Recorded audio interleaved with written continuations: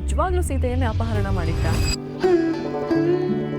ಬಹುತೇಕ ನಮ್ಮ ಕರ್ನಾಟಕ ಪ್ರದೇಶಕ್ಕೆ ಬಂದಿದ್ದೇ ರಾಮ ಹನುಮಂತನ ಭೇಟಿಗಾಗಿ. ಆದ್ರಿಂದ ಹರಿಯ ಮತವೇ ಹನುಮನ ಮತವೋ, ಹನುಮನ ಮತವೇ ಹರಿಯ ಮತವೋ ಅಂತ ಅವರಿಬ್ಬರಲ್ಲಿ ಅಷ್ಟು ಎಲ್ಲಿ ಹನುಮಂತ ಇದ್ದಾನೆ ಅಲ್ಲಿ ಸಚ್ಚಾರಿತ್ರ್ಯ ಇದೆ, ಸದ್ಗುಣಗಳಿದೆ.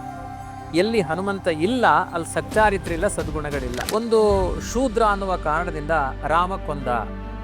ರಾಮ ಬ್ರಾಹ್ಮಣರಿಗೆಲ್ಲ ಪೂರಕವಾಗಿದ್ದ, ಬ್ರಹ್ಮಣ್ಯ ದೇವನಾಗಿದ್ದವನು. ಬ್ರಾಹ್ಮಣರು ಅಂದ್ರೆ ತುಂಬಾ ದೊಡ್ಡ ಮಾನ್ಯತೆಯನ್ನು ಕೊಡ್ತಾ ಇದ್ದ. ಶೂದ್ರರು ಅಂದ್ರೆ ಅವರೇನೋ ಒಂದು ಸ್ವಲ್ಪ ಬೇಡದನೆ ಇದ್ದವರು ಅಂತ ಅವರಿಗೆ ಶಿಕ್ಷೆ ಕೊಡ್ತಾ ಇದ್ದ. ಅದಕ್ಕೆ ಶಂಭೂಕ ಅವನನ್ನ ವಧೆ ಮಾಡಿದ. ಹೀಗೆ ಅರ್ಧಂಬರ್ಧ ಬೆಂದ ರೊಟ್ಟಿಗಳು ಇಂಥ ಮಾತುಗಳನ್ನು ಆಡಬಹುದು. ರಾವಣ ಒಬ್ಬ ಬ್ರಾಹ್ಮಣ, ಋಷಿಗಳ ವಂಶದವರು, ಹಾಗೇನೆ ವಿದ್ವಾಂಸ, ಶಿವನ ಭಕ್ತ. ಇಷ್ಟೆಲ್ಲ ಇದ್ರೂ ಕೂಡ ರಾಕ್ಷಸ ಯಾಕೆ? ಕರೆಕ್ಟಾಗಿ ಲೆಕ್ಕ ಹೇಳ್ತಾರೆ, 50,000 ಯೋಜನ ದೂರದಲ್ಲಿ ಹೋಗಿ ತಂದ ಅಂತ. ಹಾಗಾಗಿ ನೀವು ಎಲ್ಲೂ ಭಾರತ ದೇಶದಲ್ಲಿ ಗಂಧಮಾದನ ಪರ್ವತ ಹುಡುಕ್ಲಿಕ್ಕೆ ಹೋಗ್ಬೇಡಿ. ಅಕಸ್ಮಾತ್ ಸಿಕ್ಕರೆ ಯಾವ ಮೆಡಿಕಲ್ ಶಾಪು ಬೇಕಾಗಿಲ್ಲ. ಯಾಕೆಂದ್ರೆ ಗಂಧಮಾದನದ ಲತೆಗಳಲ್ಲಿ ಸತ್ತೋದರನ್ನು ಬದುಕಿಸುವಂತಹ ಗಿಡಮೂಲಿಕೆಗಳಿದೆ. ಆದ್ರಿಂದ ಆ ಗಂಧಮಾದನ ಪರ್ವತ ನಮ್ಮ ಕಣ್ಣಿಗೆ ಕಾಣುವ ಭೂಭಾಗದಲ್ಲಿ ಇಲ್ಲ. ರಾಮ ಅಂತ ಶ್ರೇಷ್ಠ ಬಿಲ್ಲುಗಾರ, ವಾನರ ಸೇನೆ ಏಕೆ ಈ ಒಂದು ಸೇತುವೆಯನ್ನ ಕಟ್ಟಬೇಕಾಗಿತ್ತು? ರಾಮ ಬಿಲ್ಲುಗಳ ಸೇತುವೆನೇ ಕಟ್ಟಿ ಹೋಗ್ಬೋದಿತ್ತಲ್ಲ ಲಂಕೆಗೆ ಅಂತ. ನಿಮ್ಮನ್ನು ಸ್ವಲ್ಪ ಹೊಗಳಬೇಕಿಲ್ಲ ನಾನು. ಯಾಕೆ ಅಂದರೆ ಈ ಪ್ರಶ್ನೆ ತುಂಬ ಶಾಸ್ತ್ರೀಯವಾದ ಪ್ರಶ್ನೆ. ನಿಮಗೆ ಹೇಗೆ ಹೊಳಿತು ಅಂತ ಹೊಗಳಬೇಕಷ್ಟೆ. ಯಾಕೆಂದರೆ ಇದು ತುಂಬ ಅಪರೂಪದ ಪ್ರಶ್ನೆ. ಇವತ್ತು ಕಾಣುವ ಲಂಕೆ ಲಂಕೆ ಅಲ್ಲ. ಇವತ್ತೇನು ಲಂಕೆ ಅಂತ ಕರಿತೀವಿ ಶ್ರೀಲಂಕಾ, ಅದು ಲಂಕಾ ಅಲ್ಲ. ಹನುಮಂತ ಹೋಗಿದ್ದು ಅಲ್ಲಿಗಲ್ಲ. ಅಲ್ಲಿಗೆ ಹೋಗೋದು ದೊಡ್ಡದ ಕಷ್ಟನೇ ಅಲ್ಲ. ಒಳ್ಳೆ ಈಜುಗಾರ ಇದ್ರೆ ಈಜ್ಕೊಂಡು ಹೋಗ್ಬಿಡ್ತಾನೆ. 45 ಕಿಲೋಮೀಟರ್ 25 ಕಿಲೋಮೀಟರ್ ಇದೆ. ಎಲ್ಲಿಂದ? ರಾಮೇಶ್ವರದಿಂದ ಶ್ರೀಲಂಕಾ ಕಾಣುತ್ತೆ. ಇದು ಈ ಲಂಕಾ ಅಲ್ಲ. ರಾಮಾಯಣದ ಪ್ರಕಾರ 1000 ಕಿಲೋಮೀಟರ್ ಲಾಂಗ್ ಜಂಪ್ ಮಾಡಿದ್ದಾನೆ ರಾಮ. ವಾಲಿ ಸಂಹಾರ ಮಾಡಿದ್ದು ಸರಿನಾ ಅಂತ. ನಮಸ್ಕಾರ, ನಾನು ಹಂಸ. ನೀವು ನೋಡ್ತಿದ್ದೀರಾ ಹಂಸ ವಸಿಷ್ಠ ಯೂಟ್ಯೂಬ್ ಚಾನೆಲ್. ಇದು ಹರಟೆ ವಿತ್ ಹಂಸ. ಕಳೆದ ಎಪಿಸೋಡಲ್ಲಿ ರಾಮಾಯಣದ ಬಗ್ಗೆ, ರಾಮನ ವಿಚಾರಗಳ ಬಗ್ಗೆ ವಿಜಯೇಂದ್ರ ಆಚಾರ್ಯರಿಂದ ನಾವು ತಿಳ್ಕೊಳ್ತಾ ಇದ್ವಿ. ಮಾತುಕತೆಯನ್ನು ಮುಂದುವರ್ಸೋಣ. ಈಗ ರಾವಣನ ವಿಚಾರಕ್ಕೆ ಬರೋದಾದ್ರೆ, ರಾವಣ ಒಬ್ಬ ಬ್ರಾಹ್ಮಣ, ಋಷಿಗಳ ವಂಶದವರು, ಹಾಗೇನೆ ವಿದ್ವಾಂಸ, ಶಿವನ ಭಕ್ತ. ಇಷ್ಟೆಲ್ಲ ಇದ್ರೂ ಕೂಡ ರಾಕ್ಷಸ ಯಾಕೆ? ಅದೇ ರಾವಣನ ಉತ್ಪತ್ತಿಯ ಬಗ್ಗೆ ತುಂಬಾ ಗೊಂದಲಗಳಿದೆ ನಮ್ಮ ಪುರಾಣ ಇತಿಹಾಸಗಳಲ್ಲಿ. ಆದರೆ ಮಹಾಭಾರತ ರಾಮಾಯಣ ಸ್ಪಷ್ಟಪಡಿಸುತ್ತೆ, ತಂದೆ ಸರಿ ಇದ್ದ ವಿಶ್ವವಸ್ಸು, ತಾಯಿಂದಿರು ಅನೇಕ. ಅದರಲ್ಲಿ ಒಬ್ಬ ವಿಶ್ವವಸ್ಸಿನ ಒಳ್ಳೆಯ ಹೆಂಡತಿಯಲ್ಲಿ ಹುಟ್ಟಿದವನು ಕುಬೇರನೂ ಹೌದು. ಇನ್ನೊಂದು ಒಳ್ಳೆಯ ಹೆಂಡತಿಯಲ್ಲಿ ಹುಟ್ಟಿದವನು ವಿಭೀಷಣನೂ ಹೌದು.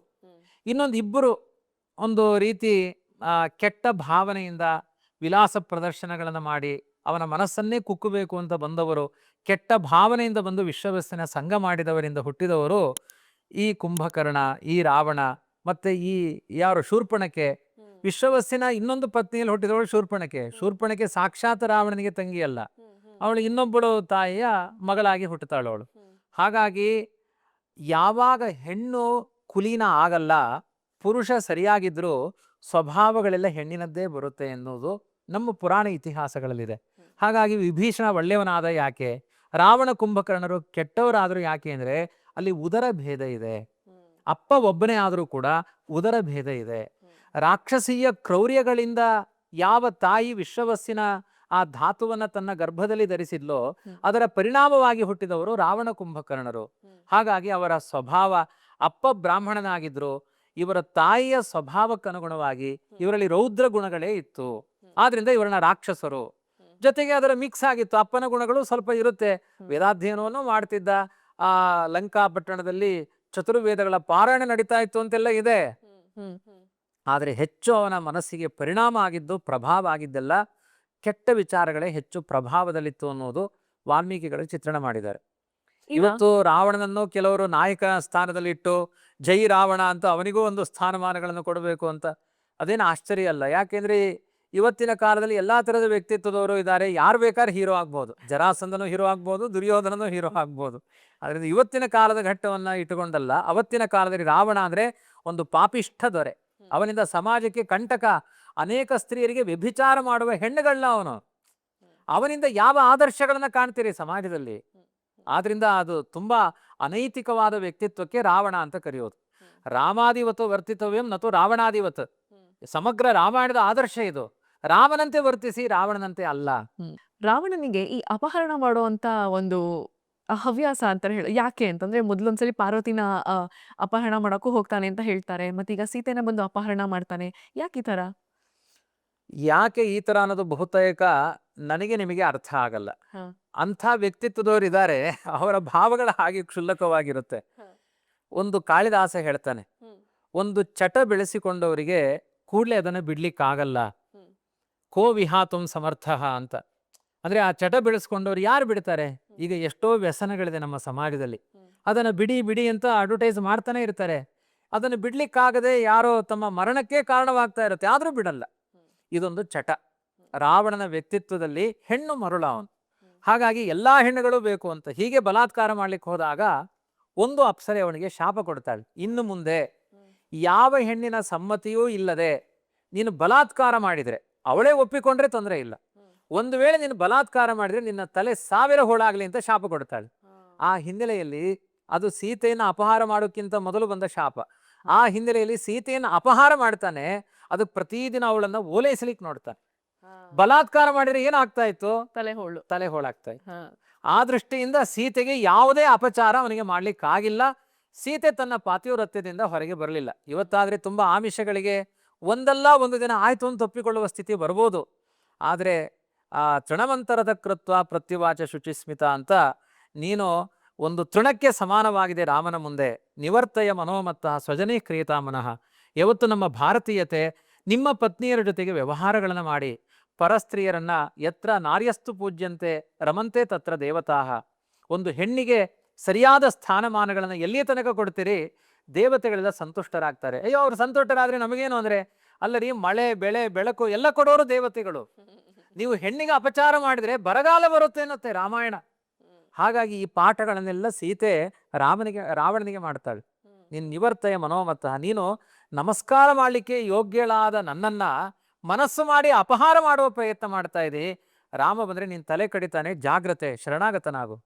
ಇಂಥ ಅವನನ್ನ ತಿದ್ದುವ ಪ್ರಯತ್ನ ಮಾಡ್ತಾಳೆ ಸೀತೆ. ಹಾಗಾಗಿ ಇದೊಂದು ರಾವಣನ ಒಂದು ಚಟ ಅಷ್ಟೇ ಹೊರತು ಅಲ್ಲಿ ಇನ್ಯಾವುದೇ ಬೇರೆ ಉದ್ದೇಶಗಳಿಲ್ಲ. ರಾವಣ ನಿಜವಾಗ್ಲೂ ಸೀತೆಯನ್ನೇ ಅಪಹರಣ ಮಾಡಿದ್ದ? ತುಂಬಾ ಒಳ್ಳೆಯ ಪ್ರಶ್ನೆಯನ್ನು ಕೇಳಿದ್ರಿ. ಈಗ ಏನು ಅಂದ್ರೆ, ರಾಮಾಯಣ ಅನ್ನುವುದು ತುಂಬಾ ವಿಸ್ತಾರವಾದ ಬುದ್ಧಿಯಿಂದ ನೋಡಬೇಕು.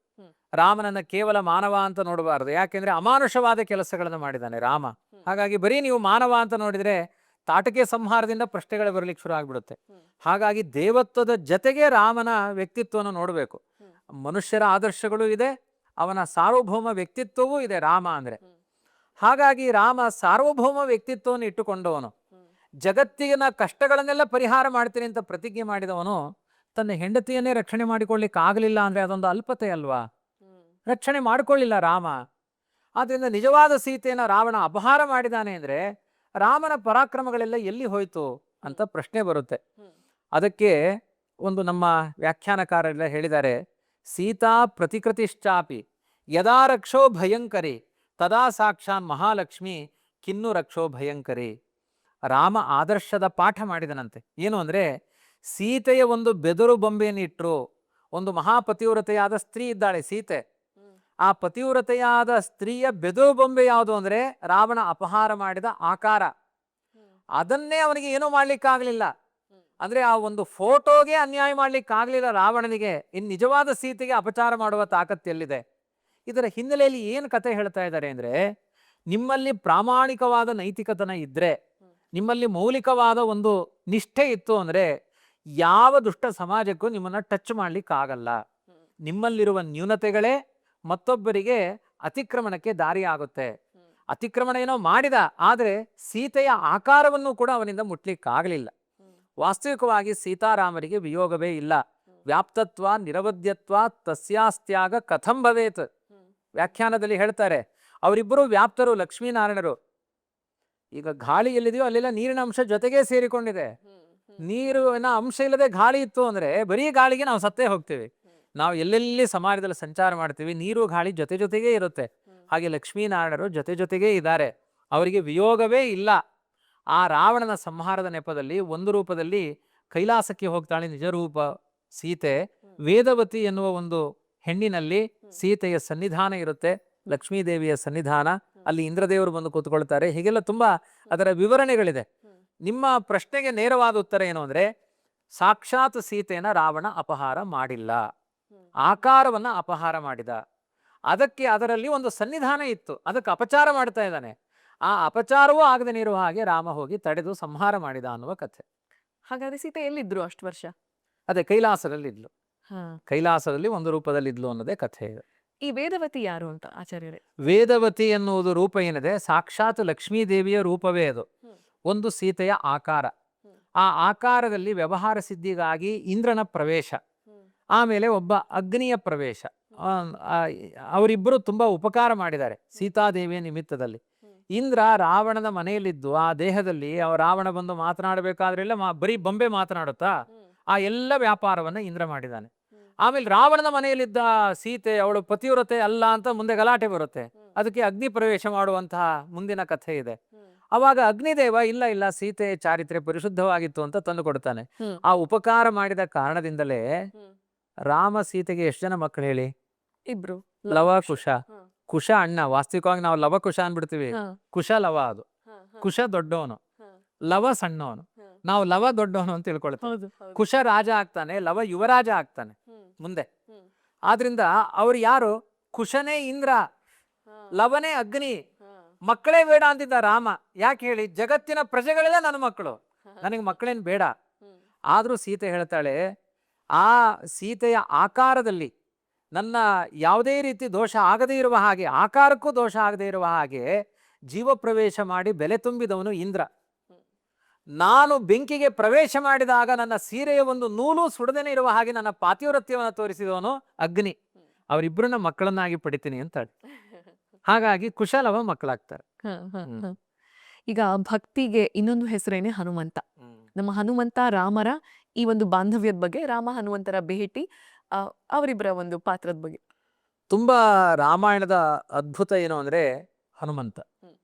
ರಾಜನಾದವನು ಹೇಗಿರಬೇಕು ಅನ್ನೋದಕ್ಕೆಲ್ಲ ಆದರ್ಶ ರಾಮ, ಸೇವಕನಾದವನು ಹೇಗಿರಬೇಕು ಅನ್ನೋದಕ್ಕೆಲ್ಲ ಆದರ್ಶ ಹನುಮಂತ. ಬಹುತೇಕ ನಮ್ಮ ಕರ್ನಾಟಕ ಪ್ರದೇಶಕ್ಕೆ ಬಂದಿದ್ದೇ ರಾಮ ಹನುಮಂತನ ಭೇಟಿಗಾಗಿ. ಆದ್ರಿಂದ ಹರಿಯ ಮತವೇ ಹನುಮನ ಮತವೋ, ಹನುಮನ ಮತವೇ ಹರಿಯ ಮತವೋ ಅಂತ ಅವರಿಬ್ಬರಲ್ಲಿ ಅಷ್ಟು ಎಲ್ಲಿ ಹನುಮಂತ ಇದ್ದಾನೆ ಅಲ್ಲಿ ಸಚ್ಚಾರಿತ್ರ್ಯ ಇದೆ, ಸದ್ಗುಣಗಳಿದೆ. ಎಲ್ಲಿ ಹನುಮಂತ ಇಲ್ಲ ಅಲ್ಲಿ ಸಚ್ಚಾರಿತ್ರ್ಯ ಇಲ್ಲ, ಸದ್ಗುಣಗಳಿಲ್ಲ. ಹಾಗಾಗಿ ಹನುಮಂತನ ಪ್ರಜ್ಞೆ ಇವತ್ತು ಎಲ್ಲ ತುಂಬಾ ಯಾರ್ಯಾರು ಅಧರ್ಮಗಳ ವಿರುದ್ಧ ಪ್ರತಿಭಟನೆ ಮಾಡ್ಲಿಕ್ಕೆ ಹೋಗ್ತಾರೆ ಅವರೆಲ್ಲ ಹನುಮಂತನ ಫಾಲೋಯರ್ಸು ಅಂತ ಹೇಳ್ಕೊಳ್ತಾರೆ. ಅಂದ್ರೆ ಸತ್ಯಗಳ ಬಗ್ಗೆ ಪ್ರತಿಭಟನೆ ಅಂದ್ರೆ ಹನುಮಂತ ಅಂತ. ಹಾಗಾಗಿ ರಾಮನು ಕೂಡ ನೋಡಿ ಸುಗ್ರೀವನ ಪಕ್ಷ ವಹಿಸಿದ. ಯಾಕೆ ಹೇಳಿ? ಅಲ್ಲಿ ಹನುಮಂತ ಇದ್ದಾನೆ. ವಾಸ್ತವಿಕವಾಗಿ ಸುಗ್ರೀವನಿಗಿಂತ ಪ್ರಬಲ ವಾಲಿ, ಅವನ ಪಕ್ಷಕ್ಕೆ ಹೋಗ್ಲಿಲ್ಲ ರಾಮ. ಯಾಕೆ ಅಂದ್ರೆ ಹನುಮಂತ ಇದ್ದಲ್ಲಿ ನೀತಿ ಇದೆ. ಅದೇ ಕೃಷ್ಣಾವತಾರದಲ್ಲಿ ಆಗಬೇಕಾದ್ರೆ ಇದೇ ಸುಗ್ರೀವ ಕರ್ಣ ಆಗ್ತಾನೆ, ಇದೇ ವಾಲಿ ಅರ್ಜುನ ಆಗ್ತಾನೆ. ಆ ವಾಲಿ ಅರ್ಜುನ ಆದಾಗ ಅವನ ಜೊತೆಗೆ ಭೀಮಸೇನ ಇದ್ದಾನೆ, ಇದೇ ಹನುಮಂತ ಭೀಮ ಆಗ್ತಾನೆ. ಅವಾಗ ಕೃಷ್ಣ ಎಲ್ಲಿ ಸೇರ್ಕೊಳ್ತಾನೆ? ಅರ್ಜುನನ ಜೊತೆಗೆ ಸೇರ್ಕೊಳ್ತಾನೆ. ಯಾಕೆ ಅಂದ್ರೆ ಅಲ್ಲಿ ಭೀಮ ಇದ್ದಾನೆ. ಹಾಗಾಗಿ ಹರಿಯ ಮತವೇ ಹನುಮನ ಮತವೋ ಅಂತ ತುಂಬಾ ದೊಡ್ಡ ಸಮರ್ಪಣೆಯ ಭಾವ ಹನುಮಂತ. ಎಂತೆಂಥ ಸತ್ಕರ್ಮಗಳನ್ನು ಮಾಡಿದಾನೆ. ಸ್ವಾರ್ಥ ಬಿಟ್ಟು ಕೆಲಸಗಳನ್ನು ಮಾಡಿ ನಮ್ಮ ಸಮಾಜದಲ್ಲಿ ಯಾವುದೇ ಪ್ರಗತಿಗಳಾಗಬೇಕು ಅಂದರೂ ಒಂದು ಸ್ವಾರ್ಥವನ್ನು ಬಿಡಬೇಕು. ಇವತ್ತೇನಾಗಿದೆ? ಭ್ರಷ್ಟಾಚಾರ, ಸ್ವಾರ್ಥ, ತುಂಬಾ ಲೂಟಿಕೋರತನ ಇದೆಲ್ಲ ಅಧಿಕವಾಗಿದೆ. ಆ ಸಮರ್ಪಣೆಯ ಪರಿಪೂರ್ಣವಾದ ಪಾಠವನ್ನು ಮಾಡಿದವನು ಹನುಮಂತ. ರಾಮರಾಜ್ಯದಲ್ಲಿ ಏನನ್ನ ಬೇಕಾದರೂ ಬಯಸಬಹುದಾಗಿತ್ತು ಅವನು. ಅವನು ಮಾಡಿದ ದೊಡ್ಡ ದೊಡ್ಡ ಸತ್ಕರ್ಮ, ಆ ಲಂಕಾಪಟ್ಟಣ ತನಕ ಒಂದೇ ಜಂಪಲ್ಲಿ 1000 ಕಿಲೋಮೀಟರ್ ಲಾಂಗ್ ಜಂಪ್ ಅದು. ನಮ್ಗೆ ಇವತ್ತು 10 ಅಡಿ ಹಾರಿದ್ರೆ ಫ್ರಾಕ್ಚರ್ ಆಗುತ್ತೆ ಕಾಲು. ತ್ರೇತಾಯುಗದಲ್ಲಿ 1000 ಕಿಲೋಮೀಟರ್ ಲಾಂಗ್ ಜಂಪ್ ಮಾಡಿ ಅಲ್ಲಿರುವ ಎಲ್ಲಾ ಕಷ್ಟಗಳನ್ನು ದಾಟಿ ಆ ರಾಮನ ಉದ್ದೇಶವನ್ನ ಸಫಲ ಮಾಡಿ ತಂದ ರಾಮ ಆ ಹನುಮಂತನಿಗೆ ಹೇಳ್ತಾನೆ, ನನ್ನ ರಾಮರಾಜ್ಯದ ಯಾವ ಸಂಪತ್ತು ಬೇಕಾದ್ರೂ ಕೊಡ್ತೇನೆ ಅಂತ. ಹನುಮಂತ ಏನ್ ಹೇಳ್ತಾನೆ? ಏನನ್ನು ಬೇಕಾದ್ರೂ ಕೇಳ್ಬೋದಾಗಿತ್ತು. ಆದರೆ ಹನುಮಂತ ರಾಮನ ಪಾದವನ್ನು ನೋಡಿ ಹೇಳ್ತಾನೆ, ಆ ಪಾದದಲ್ಲಿ ಸೇವಕತನದ ಭಾಗ್ಯ ಕೊಡು. ನಾನು ಇದೆಲ್ಲ ಸಮಾಜದ ಕಶ್ಮಲಗಳನ್ನು ತೊಳೆಯುವ ಒಂದು ಸೇವೆಯನ್ನು ಮಾಡಿದ್ದೇನೆ ಹೊರತು ಸ್ವಾರ್ಥಕ್ಕಾಗಿ ಯಾವ ಕೆಲಸ ಮಾಡೇ ಇಲ್ಲ. ಇಂಥ ಒಂದು ಅದ್ಭುತವಾದ ವ್ಯಕ್ತಿತ್ವವನ್ನು ಕಂಡು ರಾಮ ಏನ್ ಮಾಡಿದ? ಇವನಿಗೆ ಯಾವುದು ಕೊಟ್ಟರು ಕಡಿಮೆ. ಈ ಸಮರ್ಪಣಾ ಭಾವಕ್ಕೆ ಯಾವ ವಸ್ತುಗಳನ್ನು ನೋಡಿದ್ರು ಅದು ಕಡಿಮೆ ಅನ್ನಿಸ್ತಾ ಇತ್ತು. ಕೊನೆಗೆ ಆಲಿಂಗನ ಮಾಡಿದ ಅವನನ್ನು ಗಟ್ಟಿಯಾಗಿ. ಇವತ್ತು ಬೆಂಗಳೂರಿನಲ್ಲಿಯೂ ಕೂಡ ರಾಮಾಂಜನೇಯ ಗುಡ್ಡ ಅಂತ ಇದೆ, ಅಲ್ಲಿ ರಾಮ ಗಟ್ಟಿಯಾಗಿ ಆಲಿಂಗನ ಮಾಡಿಕೊಂಡಿದ್ದಾನೆ ಹನುಮಂತನನ್ನ. ಇದರ ತಾತ್ಪರ್ಯ ಏನು? ಅದಕ್ಕೆ ಹೇಳ್ತಾರೆ, ಆಲಿಂಗನ ಮಾಡಿಕೊಂಡಿದ್ದು ಮಾತ್ರ ಅಲ್ಲ, ರಾಮನಿಗೆ ಅನ್ನಿಸ್ತಂತೆ ಈ ಹನುಮಂತ ಮಾಡಿದ ಸೇವೆಗೆ ಏನು ಗಿಫ್ಟ್ ಕೊಡ್ಲಿಕ್ಕಿಲ್ಲ ಅಂತ ಆಲಿಂಗನದ ನೆಪದಲ್ಲಿ ತನ್ನನ್ನೇ ಸಮರ್ಪಣೆ ಮಾಡಿಕೊಂಡ. ರಾಮ ಹನುಮಂತ ತನ್ನ ಬದುಕನ ರಾಮನಿಗೆ ಅರ್ಪಣೆ ಮಾಡಿದ. ರಾಮ ಅಂದ್ರೆ ಏನು? ಸದ್ಗುಣಗಳ ವ್ಯಕ್ತಿತ್ವ. ಅದಕ್ಕೆ ಸಮರ್ಪಣೆ ಮಾಡಿಕೊಂಡ್ರೆ ಪ್ರತಿಯಾಗಿ ರಾಮ ಭಕ್ತನಾದ ಹನುಮಂತನಿಗೆ ತನ್ನನ್ನು ಸಮರ್ಪಣೆ ಮಾಡಿಕೊಂಡ. ಹಾಗಾಗಿ ದಾಸರು ಒಂದು ಕಡೆ ಹೇಳ್ತಾರೆ, ಹೂವ ತರುವರ ಮನೆಗೆ ಹುಲ್ಲ ತರುವ ಆವಲ ಕುಮೀರಮಣ ಇವಾಗಿಲ್ಲ ಗರುವ ಅಂತ. ದೇವರು ಎಷ್ಟು ಸರಳ. ನಿಮ್ಮಲ್ಲಿ ನೈತಿಕತೆ, ನಿಮ್ಮಲ್ಲಿ ಒಂದು ಪ್ರಾಮಾಣಿಕತೆ, ಆದರ್ಶಗಳಿದ್ರೆ ನಿಮ್ಮ ಮನೆಗೆ ಕೆಲಸದವರ ಹಾಗೆ ಒಂದು ಹುಲ್ಲು ತಂದು ಹಾಕಲಿಕ್ಕೂ ದೇವರು ತಯಾರಿದ್ದಾನೆ. ಅವನಿಗೆ ಪ್ರಾಮಾಣಿಕವಾದ ಹೂವನ್ನು ಸಮರ್ಪಣೆ ಮಾಡುವ ಭಾಗ್ಯವಂತರು ನೀವಾಗಿ ಎನ್ನುವ ಇದೆಲ್ಲ ಮೂಲ ರಾಮಾಯಣದ ಹಿನ್ನೆಲೆಯಲ್ಲಿ ಇಂಥ ಅಭಿಪ್ರಾಯಗಳು ಹರಿದಾಸರ ಮಾತುಗಳಿಂದ ಹಾಸುಹೊಕ್ಕಾಗಿ ಸಮಾಜಕ್ಕೆ ಆದರ್ಶವಾಗಿ ಬಂದಿದೆ. ಈಗ ಹನುಮಂತ ಕೇಸರಿ ನಂದನ, ಅವನೇ ರಾಜ ಆಗ್ಬೋದಾಗಿತ್ತು ತನ್ನ ತಂದೆಯ ರಾಜ್ಯಕ್ಕೆಲ್ಲಾನು. ಆದ್ರೂ ಕೂಡ ಈ ಭಕ್ತಿ ಮಾರ್ಗವನ್ನ ಯಾಕೆ ಆಯ್ಕೆ ಮಾಡ್ಕೊಳ್ತಾರೆ? ರಾಮನನ್ನೇ ಯಾಕೆ ಆಯ್ಕೆ ಮಾಡ್ಕೊಂಡು ಬರ್ತಾರೆ, ಅವ್ರ ಜೊತೆ ಸೇರ್ತಾರೆ? ಅದೇ ದಾಸರು ಕೇಳ್ತಾರೆ, ಏನು ತಿಳಿದೆಯೋ ಹನುಮ ನೀನು ಭಕ್ತಿಯ ರುಚಿಯನ್ನ ಅಂತ ಹರಿದಾಸರ ಮಾತುಗಳಿದೆ. ಅದು ಎಷ್ಟು ನಿನಗೆ ಆ ಭಕ್ತಿಯಲ್ಲಿ, ಅದಕ್ಕೆ ಬಹುತೇಕ ನನಗನಿಸುತ್ತೆ ಅಂಥ ಸಮರ್ಪಣಾ ಭಾವಕ್ಕೆ ಇಳಿದವರಿಗೆ ಎಷ್ಟೋ ಜನ ನಮ್ಮ ದೇಶಭಕ್ತರಿದ್ದಾರೆ. ತಮ್ಮ ಹೆಂಡತಿ, ಮನೆ, ಮಕ್ಕಳು ಎಲ್ಲ ಮರೆತು ದೇಶಕ್ಕಾಗಿ ಪ್ರಾಣತ್ಯಾಗ ಮಾಡಿದ್ದಾರೆ. ಅವರಿಗೆ ಯಾವ ಆತ್ಮತೃಪ್ತಿ ಇದೆ ಅದನ್ನು ನಾವು ನಮ್ಮ ಮಕ್ಕಳಿಗೋಸ್ಕರ ದಿನನಿತ್ಯ ದುಡಿದು ತಂದು ಹಾಕೋರಿಗೆ ಆ ಭಾವಗಳು ಅಭಿವ್ಯಕ್ತಿ ಆಗ್ಲಿಕ್ಕೆ ಸಾಧ್ಯ ಇಲ್ಲ. ಹಾಗಾಗಿ ಒಂದು ಸಮಾಜ ಸುಧಾರಣೆ, ಇನ್ನೊಂದು ಲೋಕದ ಆದರ್ಶಗಳು, ನೂರಾರು ಜನರ ಕಷ್ಟ ನಷ್ಟಗಳಿಗೆ ಸ್ಪಂದಿಸುವಂತಹ ಮನೋಭಾವ, ಇದೆಲ್ಲ ಬೆಳೆಸಿಕೊಂಡು ಇರುವ ಆನಂದ ನಾವು ಸ್ವಾರ್ಥಿಗಳಾಗಿ ಪಡೆದ ಆನಂದಕ್ಕಿಂತ ಅತಿಶಯವಾಗಿದೆ ಅನ್ನೋದನ್ನು ಆ ಸೇವಕತನದ ರುಚಿಯನ್ನು ಅರ್ಥ ಮಾಡಿಕೊಂಡಿದ್ದ ಹನುಮಂತ. ಆದ್ದರಿಂದ ಅಂತಹ ಭಕ್ತಿ ಮಾರ್ಗವನ್ನೇ ಈ ರಾಜ್ಯ ಅಧಿಕಾರ ಎಲ್ಲದಕ್ಕಿಂತ ಶ್ರೇಷ್ಠವಾದದ್ದು ಭಕ್ತಿ ಮಾರ್ಗ. ಇದ್ರ ಜೊತೆಗೆ ಒಂದು ಸಂವಾದಿಯಾಗಿ ಒಂದು ಮಾತನ್ನು ಹೇಳ್ತೇನೆ. ವಾಲ್ಮೀಕಿಗಳು 18,000 ಶ್ಲೋಕಗಳ 24,000 ಶ್ಲೋಕಗಳ ಆ ರಾಮಾಯಣವನ್ನು ರಚನೆ ಮಾಡಿದ ಮೇಲೆ ರಾಮದೇವರೇ ಎದುರುಗಡೆ ಇದ್ರು. ಅವರಿಗೂ ಏನು ಬೇಕಾದ್ರೂ ಕೇಳಬೇಕು, ಅದ್ಭುತವಾಗಿ ಬರೆದಿದ್ದಾರೆ. ಎಲ್ಲರಿಗೂ ಇವತ್ತು ಶಾಶ್ವತವಾಗಿ ಮಾನ್ಯವಾಗುವ ಮಹಾಕಾವ್ಯ ಗ್ರಂಥವನ್ನು ಕೊಟ್ಟವರು ಅವರು. ದೇವರು ನಿನಗೆ ಏನು ಬೇಕು ಅಂತ ಕೇಳಿದರೆ ವಾಲ್ಮೀಕಿಗಳು ಹೇಳ್ತಾರೆ, ನಾನು ಮುಂದಿನ ಜನ್ಮದಲ್ಲಿ ನರಿ, ನಾಯಿ, ಕತ್ತೆ, ಒಂದು ಮಂಗ, ಯಾವ ಹೀನ ಪ್ರಾಣಿಗಳ ಯೋನಿಯಲ್ಲಿ ಯಾವುದಾಗಿ ಹುಟ್ಟಿದ್ರೂ ಪರವಾಗಿಲ್ಲ. ಈ ಗಂಗಾ ತೀರದಲ್ಲಿ ಒಂದು ನಾಯಿಯಾಗಿ ಹುಟ್ಟಿದ್ರು ನಾನು ರಾಮ ರಾಮ ಅಂತ ಸ್ಮರಣೆ ಮಾಡಿಕೊಂಡು ಆ ಸದ್ಗುಣಗಳನ್ನು ನೆನೆಯುವ ಚಿಂತನೆ ಸಿಕ್ಕಿದ್ರೆ ಸಾಕು. ಇನ್ಯಾವ ರಾಜ್ಯ ಅಧಿಕಾರ, ಬೆಲೆ ಚದುರೆ ಚಲುವೆ, ಕಿಂಜಲ್ಕ ಮಿಲಿತ ಚಾಮರದ ಭೋಗಭಾಜ, ಬೇಕಾದಷ್ಟು ಸಂಪತ್ತಿದೆ, ಸಾವಿರಾರು ಜನ ಸ್ತ್ರೀಯರಿದ್ದಾರೆ, ರಾಜತ್ವ ಇದೆ, ನನಗದು ಬೇಡ. ಈ ರಾಮನ ಸಮರ್ಪಣೆಯ ಕಥೆಯನ್ನು ಬರೆದಾಗ ಸಿಗುವ ತೃಪ್ತಿ ಸಾವಿರಾರು ರಾಜತ್ವದ ಸುಖ ವೈಭವಗಳಲ್ಲಿ ಸಿಗಲ್ಲ ಅಂತಾರೆ ವಾಲ್ಮೀಕಿಗಳು. ಒಬ್ಬರು ಋಷಿಗಳಾಗಿ ಇವರು ಹೀಗೆ ಹೇಳಿದಾಗ ರಾಮನ ಜೊತೆಗೆ ಅಂಟಿಕೊಂಡ ಹನುಮಂತನ ಸಮರ್ಪಣೆ, ಆ ಭಕ್ತಿಯ ಪರಾಕಾಷ್ಠೆಯನ್ನು ಚೆನ್ನಾಗಿ ಅನುಭವಿಸಿದ್ದಾರೆ. ಹಾಗಾಗಿ ನಾವು ಸುಖ ಅಂದ್ರೆ ನಾವೇ ಒಂದು ಪರಿಧಿ ಹಾಕೊಂಡಿದ್ದೇವೆ. ಇಷ್ಟೇ ಸುಖ, ನಾವು ಇಷ್ಟು ತಿನ್ನೋದು, ಇಷ್ಟು ಮಲಗುವುದು, ಇಷ್ಟು ಏಳುವುದೇ ಸುಖ ಅನ್ಕೊಂಡಿದ್ದೇವೆ. ಇದನ್ನ ಮೀರಿದ ಅದ್ಭುತವಾದ ಸುಖ ಇದೆ, ಅದು ಸಮರ್ಪಣೆಯಲ್ಲಿದೆ, ಭಕ್ತಿ ಮಾರ್ಗದಲ್ಲಿದೆ ಎನ್ನುವುದನ್ನ ಹನುಮಂತ ದೇವರು ನಮಗೆ ವ್ಯಾಖ್ಯಾನ ಮಾಡಿ ಕೊಟ್ಟಿದ್ದಾರೆ. ಹನುಮಂತ ಮೊದಲು ಹನುಮದ್ ರಾಮಾಯಣವನ್ನ ರಚನೆ ಮಾಡ್ತಾರೆ, ಅದಾದ್ಮೇಲೆ ವಾಲ್ಮೀಕಿ ರಾಮಾಯಣ ಬರೋದು ಅಂತ ಹೇಳ್ತಾರೆ. ಇದು ನಿಜನಾ? ನೋಡಿ, ಹನುಮಂತ ನಿರಂತರ ರಾಮನ ಗಾಥೆಯನ್ನ ಇವತ್ತು ಹೇಳ್ತಾನೆ ಇದ್ದಾನೆ. ಕಿಂಪುರುಷ ಖಂಡ ಅಂತ ಒಂದಿದೆ, ಇದು ಭಾರತ ವರ್ಷ ಖಂಡ. ಕಿಂಪುರುಷ ವರ್ಷ ಖಂಡದಲ್ಲಿ ಹನುಮಂತ ನಿರಂತರ ರಾಮಗಾಥೆಯನ್ನ ಹೆಣಿತಾನೇ ಇದ್ದಾನಾದ್ರಿಂದ ಹನುಮಂತ ಆದ್ಮೇಲೆ ಇವ್ರು ಮಾಡಿದ್ರು, ಮೊದಲು ಮಾಡಿದ್ರು ಅನ್ನುವ ಅಂಶಗಳೇನೋ ಅಷ್ಟು ದಾಖಲಾಗಿಲ್ಲ. ಹನುಮಂತ ಯಾವಾಗಲೂ ರಾಮದೇವರ ಸ್ತೋತ್ರವನ್ನು ಮಾಡ್ತಾನೆ ಇದ್ದ. ಅನೇಕ ರಾಮಾಯಣಗಳಿದೆ. ವಾಸಿಷ್ಠ ರಾಮಾಯಣ ಇದೆ, ಅಧ್ಯಾತ್ಮ ರಾಮಾಯಣ ಇದೆ, ತುಳಸಿ ರಾಮಾಯಣ ಇದೆ, ಆನಂದ ರಾಮಾಯಣ ಇದೆ, ವಾಲ್ಮೀಕಿ ರಾಮಾಯಣ ಇದೆ. ರಾಮಾಯಣ ಕುರಿತಾದ ಸಹಸ್ರಾರು ಗ್ರಂಥಗಳಿವೆ. ಹಾಗಾಗಿ ಹನುಮಂತ ಹೇಳಿದ ಚರಿತ್ರೆಗಳು ಇದೆ, ಎಲ್ಲವೂ ಇದೆ. ಆದ್ರೆ ಅದಕ್ಕೂ ಇದಕ್ಕೂ ಲಿಂಕು ಅಂತ ಆ ಥರ ಏನಿಲ್ಲ. ರಾಮನ ಕಥೆಯನ್ನ ಹನುಮಂತ ನಿರಂತರ ವ್ಯಾಖ್ಯಾನ ಮಾಡ್ತಾ ಇರ್ತಾನೆ ಅಂತ ರಾಮಾಯಣಗಳಲ್ಲೇ ಇದೆ.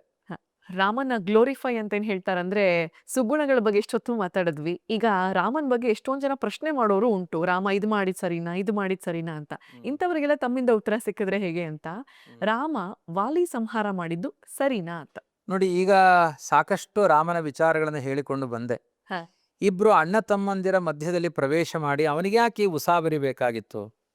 ತನ್ನ ಸ್ವಾರ್ಥಕ್ಕಾಗಿ ಒಂದು ಕಮಿಟ್ಮೆಂಟ್. ಸುಗ್ರೀವ, ನೀನ್ ನನ್ನ ಹೆಂಡ್ತಿನ ಹುಡುಕೊಡು, ನಾನು ವಾಲಿನ ಹೊಡೆದು ನಿನ್ನ ಹೆಂಡತಿ ಸಿಗೋ ಹಾಗೆ ಮಾಡ್ತೀನಿ. ಅವ್ರದ್ದು ಯಾವುದ್ಯಾವುದೋ ಸಾಂಸಾರಿಕ ಕಷ್ಟಗಳಲ್ಲಿ ರಾಮ ಹೀಗೆ ತಲೆ ತೂರಿಸಿದ. ಅವತ್ತಿನ ಸಮಾಜದ ಎಲ್ಲಾ ದಾಂಪತ್ಯ ಜೀವನಗಳಲ್ಲೂ ಹೀಗೆ ಸರಿ ಮಾಡ್ಲಿಕ್ಕೆ ಹೋಗಿದ್ದ ರಾಮ. ತನ್ನ ಸ್ವಾರ್ಥ ಇಟ್ಟುಕೊಂಡು ಅಲ್ಲಿ ಮುಂದುವರಿದ ಅಂತ ಒಂದು ಪ್ರಧಾನ ರಾಮನ ಮೇಲೆ ಅದು ತೆರೆಮೆರೆಯಲ್ಲಿ ಹೊಡೆದ ಅನ್ನುವ ಆಕ್ಷೇಪಗಳಿದೆ.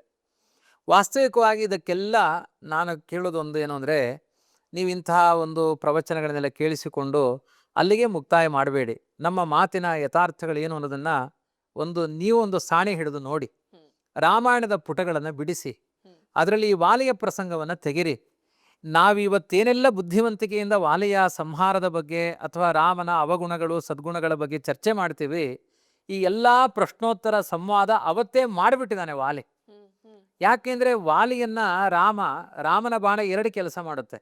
ಒಂದು ಹೊಡಿತು ಅಂದ್ರೆ ಕತ್ತರಿಸೇ ಬಿಡುತ್ತೆ. ವಾಲಿಯನ್ ರಾಮ ಹಾಗೆ ಹೊಡಿಲೇ ಇಲ್ಲ. ಅವನ ಎದೆಗೆ ಬಾಣ ಚುಚ್ಚಿದ. ರಾಮನೇ ಹೇಳ್ತಾನೆ, ನನ್ನ ಬಾಣ ಇದು ಬದುಕಿಸುವ ಸಾಮರ್ಥ್ಯವೂ ಇದೆ, ಪ್ರಾಣ ತೆಗೆಯುವ ಸಾಮರ್ಥ್ಯವೂ ಇದೆ. ಈಗ ನೀನು ಚರ್ಚೆ ಮಾಡು, ನಾನು ನಿನಗೆ ಹೊಡೆದಿದ್ದು ಸರಿ ಇದೆ ಅಲ್ಲೋ ವಿಚಾರ ಮಾಡು. ಅದು ನಾನು ಮಾಡಿದ್ದು ತಪ್ಪು ಅಂತ ಅನಿಸಿದ್ರೆ ನಿನ್ನನ್ನು ಬದುಕಿಸ್ತೇನೆ, ನೀನು ಮಾಡಿದ್ದು ತಪ್ಪು ಅಂತ ಅನಿಸಿದ್ರೆ ಪ್ರಾಣ ತೆಗಿತೇನೆ.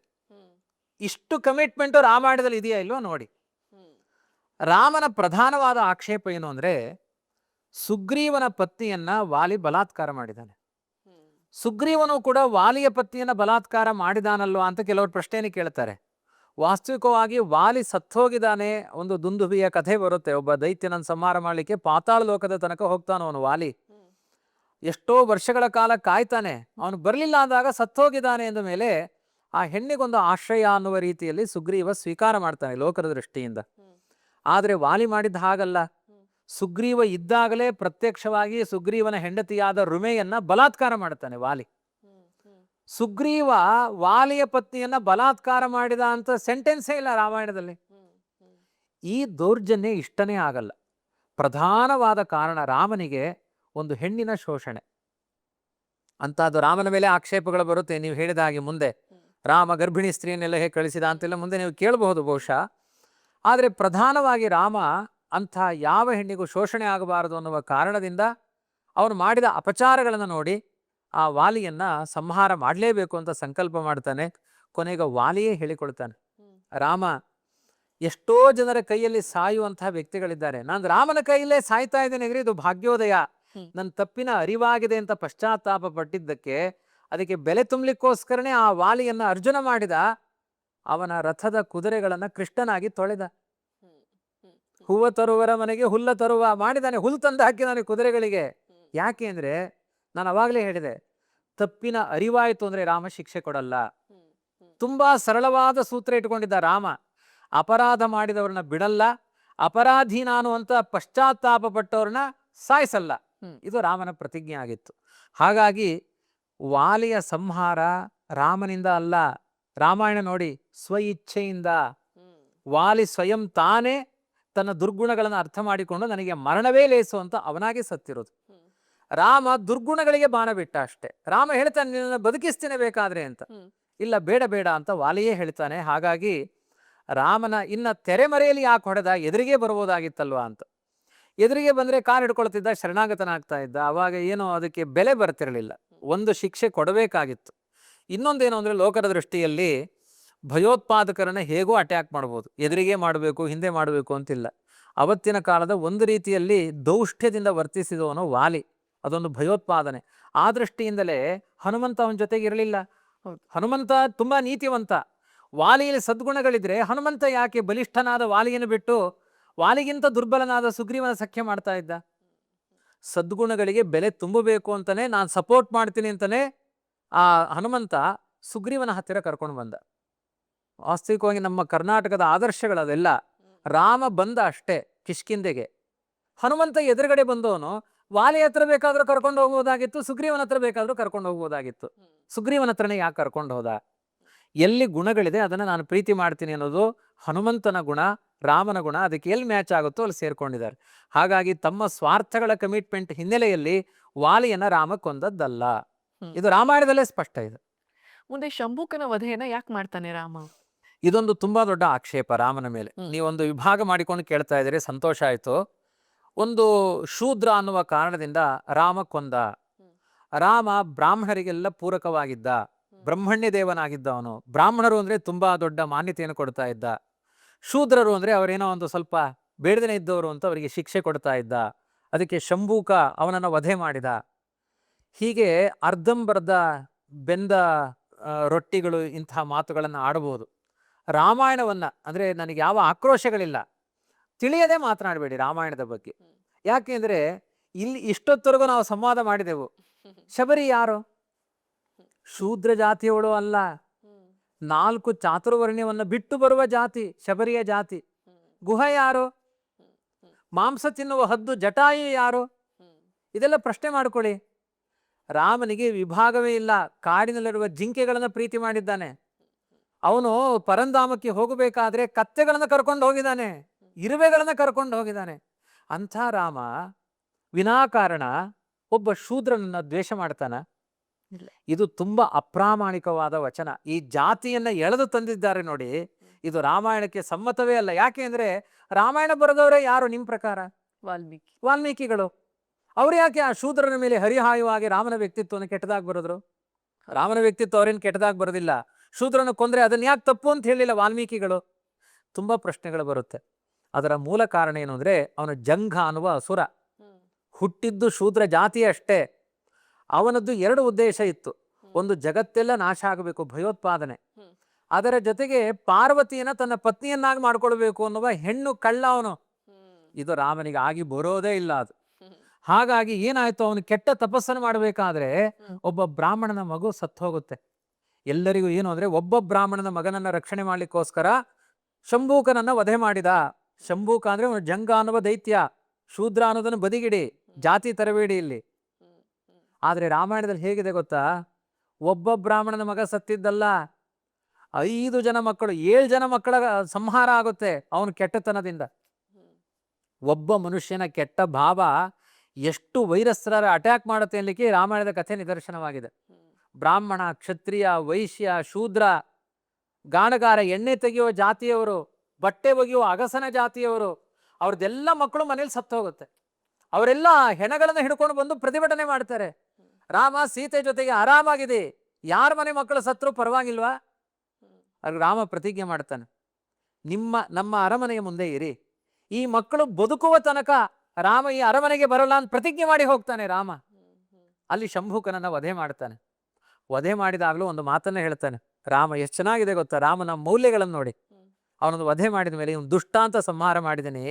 ಯಾರಾದರೂ ಶೂದ್ರ ಜಾತಿಯವರಿದ್ರೆ ಹಾಗೆ ಭಾವಿಸಬೇಡಿ. ಇನ್ನು ಮುಂದೆ ಯಾರಾದರೂ ಶೂದ್ರ ಜಾತಿಯವರು ಶ್ರೀರಾಮ ಜಯ ರಾಮ ಜಯ ಜಯ ರಾಮ ಅಂತ ನನ್ನ ಸ್ತೋತ್ರವನ್ನು ಮಾಡಿದರೆ ಬ್ರಾಹ್ಮಣರಿಗಿಂತ ಜಾಸ್ತಿ ಪುಣ್ಯ ನಿಮಗೆ ಕೊಡ್ತೀನಿ ಅಂತ ಹೇಳಿದಾನೆ ರಾಮ. ಯಾಕೆಂದ್ರೆ ಅವನು ಶೂದ್ರ ಜಾತಿಯಲ್ಲಿ ಹುಟ್ಟಿ ಅನ್ಯಾಯ ಮಾಡಿದ ಒಬ್ಬ ದೈತ್ಯ.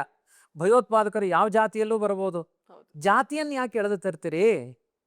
ಇದು ರಾಮಾಯಣದಲ್ಲೇ ಇರುವ ವಾಲ್ಮೀಕಿಗಳ ಪ್ರಶ್ನೆ.